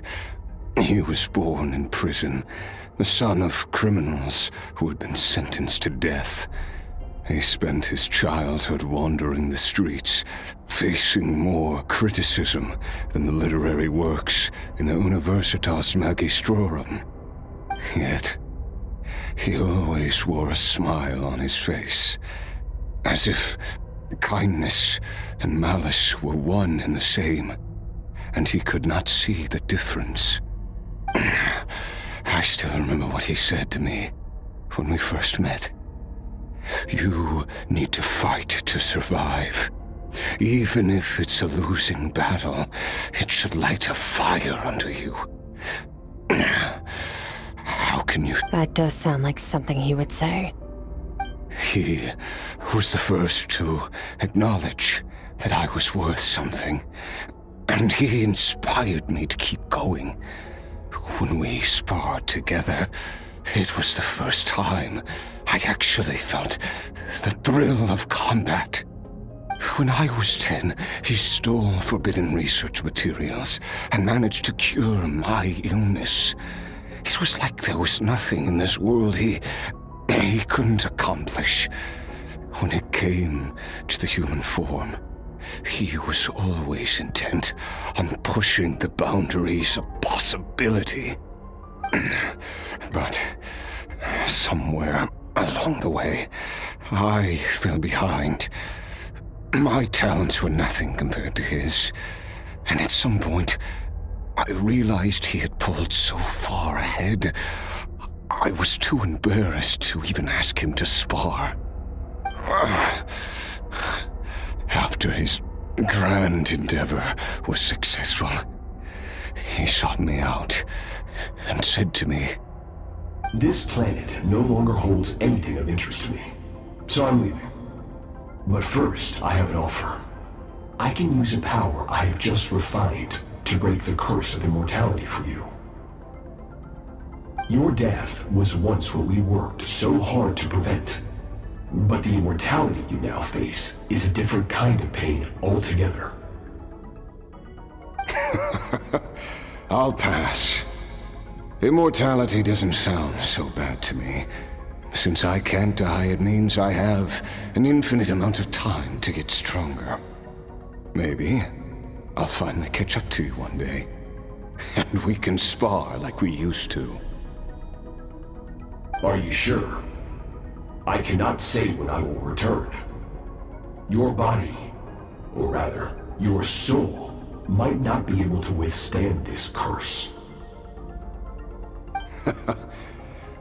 All I can do is try. After all, a wise man once told me, people need to fight for their own survival. Wise indeed. Nevertheless, if you grow weary of the pain of immortality and wish to experience a good sparring match before you wither away, seek out my disciple. Disciple? Never thought I'd hear that word coming from you. Nor I, but Vedifenir said I was destined to find a disciple out there in the universe and bring her to Tibet. You know as well as I, Vedifenir's prophecies are never wrong. Well, now I'm curious about who this disciple of yours will be. All Vedifenir said was that one day, the stars shall bow in her honor. Sounds pretty impressive. Of course. Only the most outstanding people would have the right to become my disciple. Still self-assured as ever, I see. But you're not wrong. I'll be leaving then. Oh, and if you are serious about getting stronger, I left you a little gift in the primordial sea. As I've said before, walk whatever path you want. Freedom means even the wicked get to make their own choices. Waiting for me in the primordial sea was the all-devouring narwhal, already beaten into submission by Sertologi. In its weakened state, I was able to cut off part of its flesh and sew it into my own heart. Your heart? That sounds like torture! How did you even survive that? Because, of course, I bear the curse of immortality. So, you used the curse to turn yourself into a vessel for power. Even with that whale's ability, devouring power like that is not something the human body can withstand. With your body and soul constantly at the breaking point, it was the curse of immortality that sustained you. But that is not the path to strength. You have to pour your heart into it, work for it, dream of it. Instead, you stole something that didn't belong to you, and it backfired. You're right. I should have known better, but I had already pushed myself to my limits, and he was still miles ahead of me. So I had to take a leap of faith. I miss your master. I miss the days when we were all together, troublemakers without a home. I don't regret the choice I made. But if you'll allow it, I do want to apologize. To both of you. After the beating we just gave you, I think we can call it even. You're an interesting one as well. Sertologi's disciple. That's a lot to live up to. It can't have been an easy experience. I know what he's like. He rules with an iron fist, using despair and fear to force you to catch up to him, all the while standing ever out of reach. We're like mountain climbers in the dark, never knowing how much higher we have to climb, or when we will see the sun again. True. But I made up my mind long ago. No matter how dark it gets, I will not give in to despair. I will overcome it. Besides, after hearing your story, I suspect what Master really wants is not a battle that demands his full strength, but rather a defeat without regrets. Oh? Since you're his friend, you must have some things in common. The first time we came here, when you stabbed me through the fog and stole my power, I felt no emotion coming from that spike. But when you had to devote all your strength fighting me just now, I could feel joy and passion emanating from your blade. It was the joy of a researcher discovering the truth of the world, the joy of an artist uncovering a temple of wonders. Interesting. I'm certain I didn't express those emotions outright. Yet you were able to read them from my blade, like a glimpse into my inner world. You're right. That battle brought me an unbridled sense of joy, and my defeat brings me no regret whatsoever. Exactly. I think Master also craves a battle like that. One where his opponent forces him to use all his strength, unlock the extent of his potential, and transcend his own limits. A battle to end all battles. After which, all can come to an end, including, perhaps, his life. For that very reason, good and evil are meaningless to him. He has one purpose, one goal: to complete himself. It's one of the secrets to his strength. Perhaps you're right. Perhaps that is his call. What a battle that would be. Oh, to witness such a...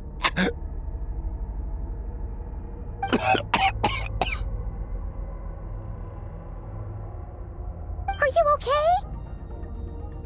Too many different kinds of power are surging through my body. The curse of immortality allows it all to coexist, but it does not remove the pain. I won't be able to hold on to my sanity for much longer.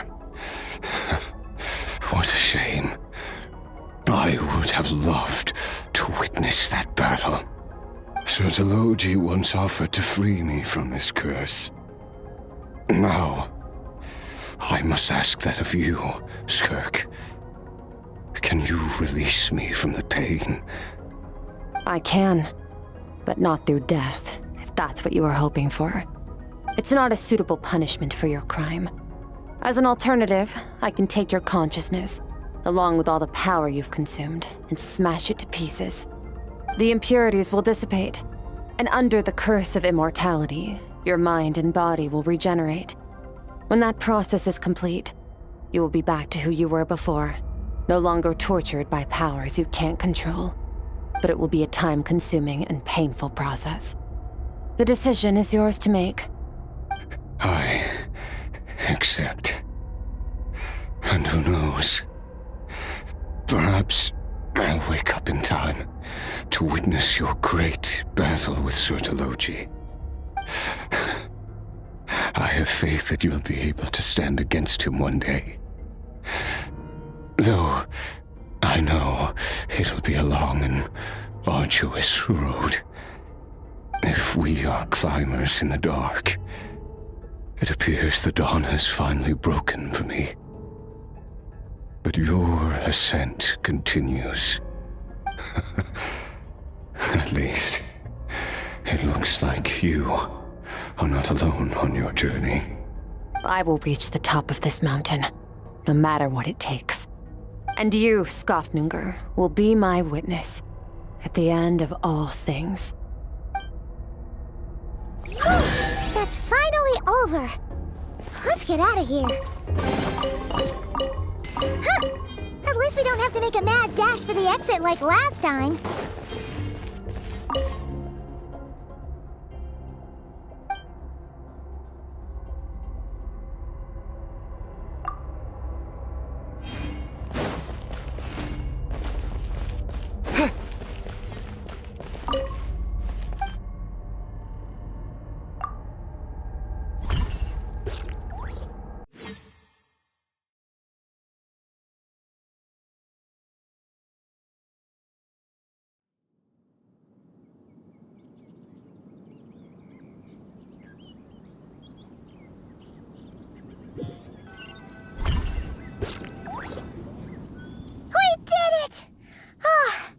It's only been a few days, but it feels like forever. Once again, we've proved there's nothing we can't overcome. Weird. Wow, you sound even more confident than usual. Guess you really have become stronger. Today sure went by fast. It's night already. Oh wait, that reminds Paimon. The stars you mentioned, the ones that died out, are they back now? Yes. The power Skofnungur stole has been returned. So, the stars have regained their light. Great! Huh, it's crazy that you even noticed their light was gone. There are so many stars in the sky. If a few disappeared, Paimon definitely wouldn't be able to tell. I suppose it's because I have gazed upon this sky for centuries. The false stars, hanging in the meticulously planned sky, glittering with rotten light. It's not real. And yet, it is for that very reason that I can look upon it and enjoy the momentary peace it brings. Even the most beautiful of bubbles has to burst. We will return to the real universe one day, whether of our own volition or not. Time marches ever forward. Even the innocent and naive will taste life's bitterness. Yet through hardship, we grow until we learn to seize the sands of time for ourselves and uncover our true strength. Though we gaze upon a false sky, its vastness and majesty is palpable. One can only wonder, what is it going to take for kindness to reign supreme in the vast expanse of the universe? Ugh, this is all going over Paimon's head. But if she knows one thing, it's that the Traveler always finds a way. Ever since we met, he has filled Paimon's days with happiness. No matter how tough things get, he always finds a way to make it better. If it's too big a job for one person, then we'll do it with two. And if two's still not enough, then three. We've met so many amazing friends and accomplished so many amazing things. As long as we don't give up, we can make any wish come true. I suppose when it comes to you, anything is possible. Well, I should be going. Now that my power is no longer isolated from my emotions, I need more practice to get used to it. I suppose fate will decide. Maybe we'll bump into each other on the street. Or maybe we'll reunite on a different planet entirely. Regardless, reunions and partings are but passing moments. More than anything, I hope that at the end of this journey, wherever it takes us, we stand in a world reborn, one without war, pain, or forced partings. One where new life can bloom, even where there was once nothing but scorched earth. For this, we must all work to become stronger. If that's what you want to call me, I won't object. Goodbye. Bye!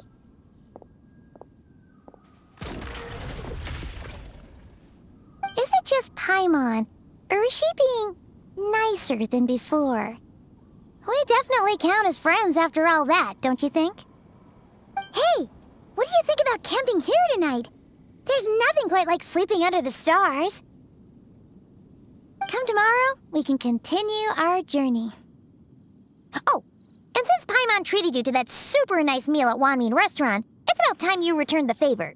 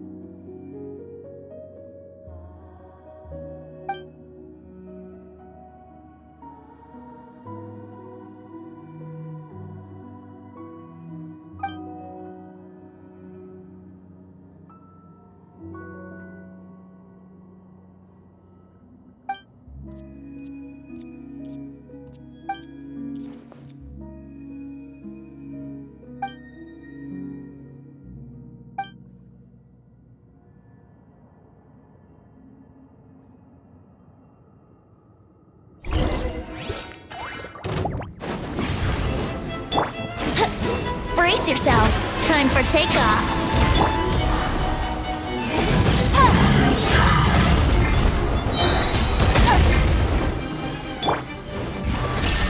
Torn to oblivion!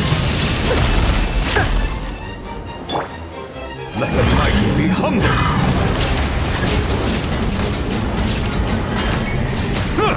Bow your head.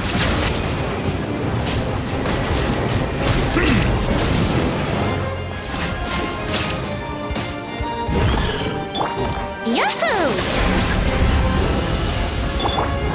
Settle down!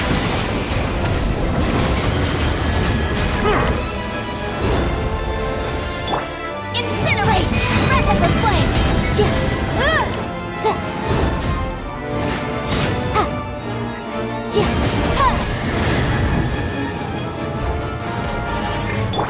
Let's play! Shine down! Silence!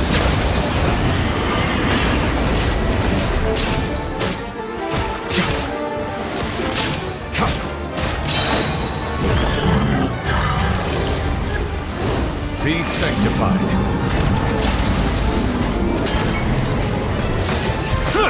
Settle down.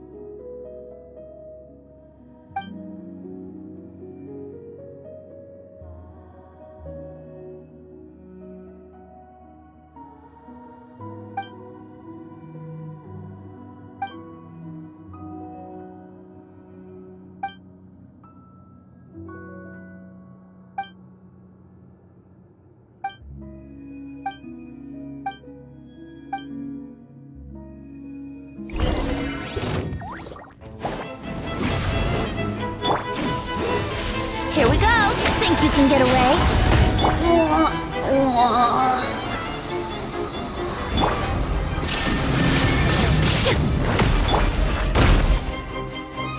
Silence!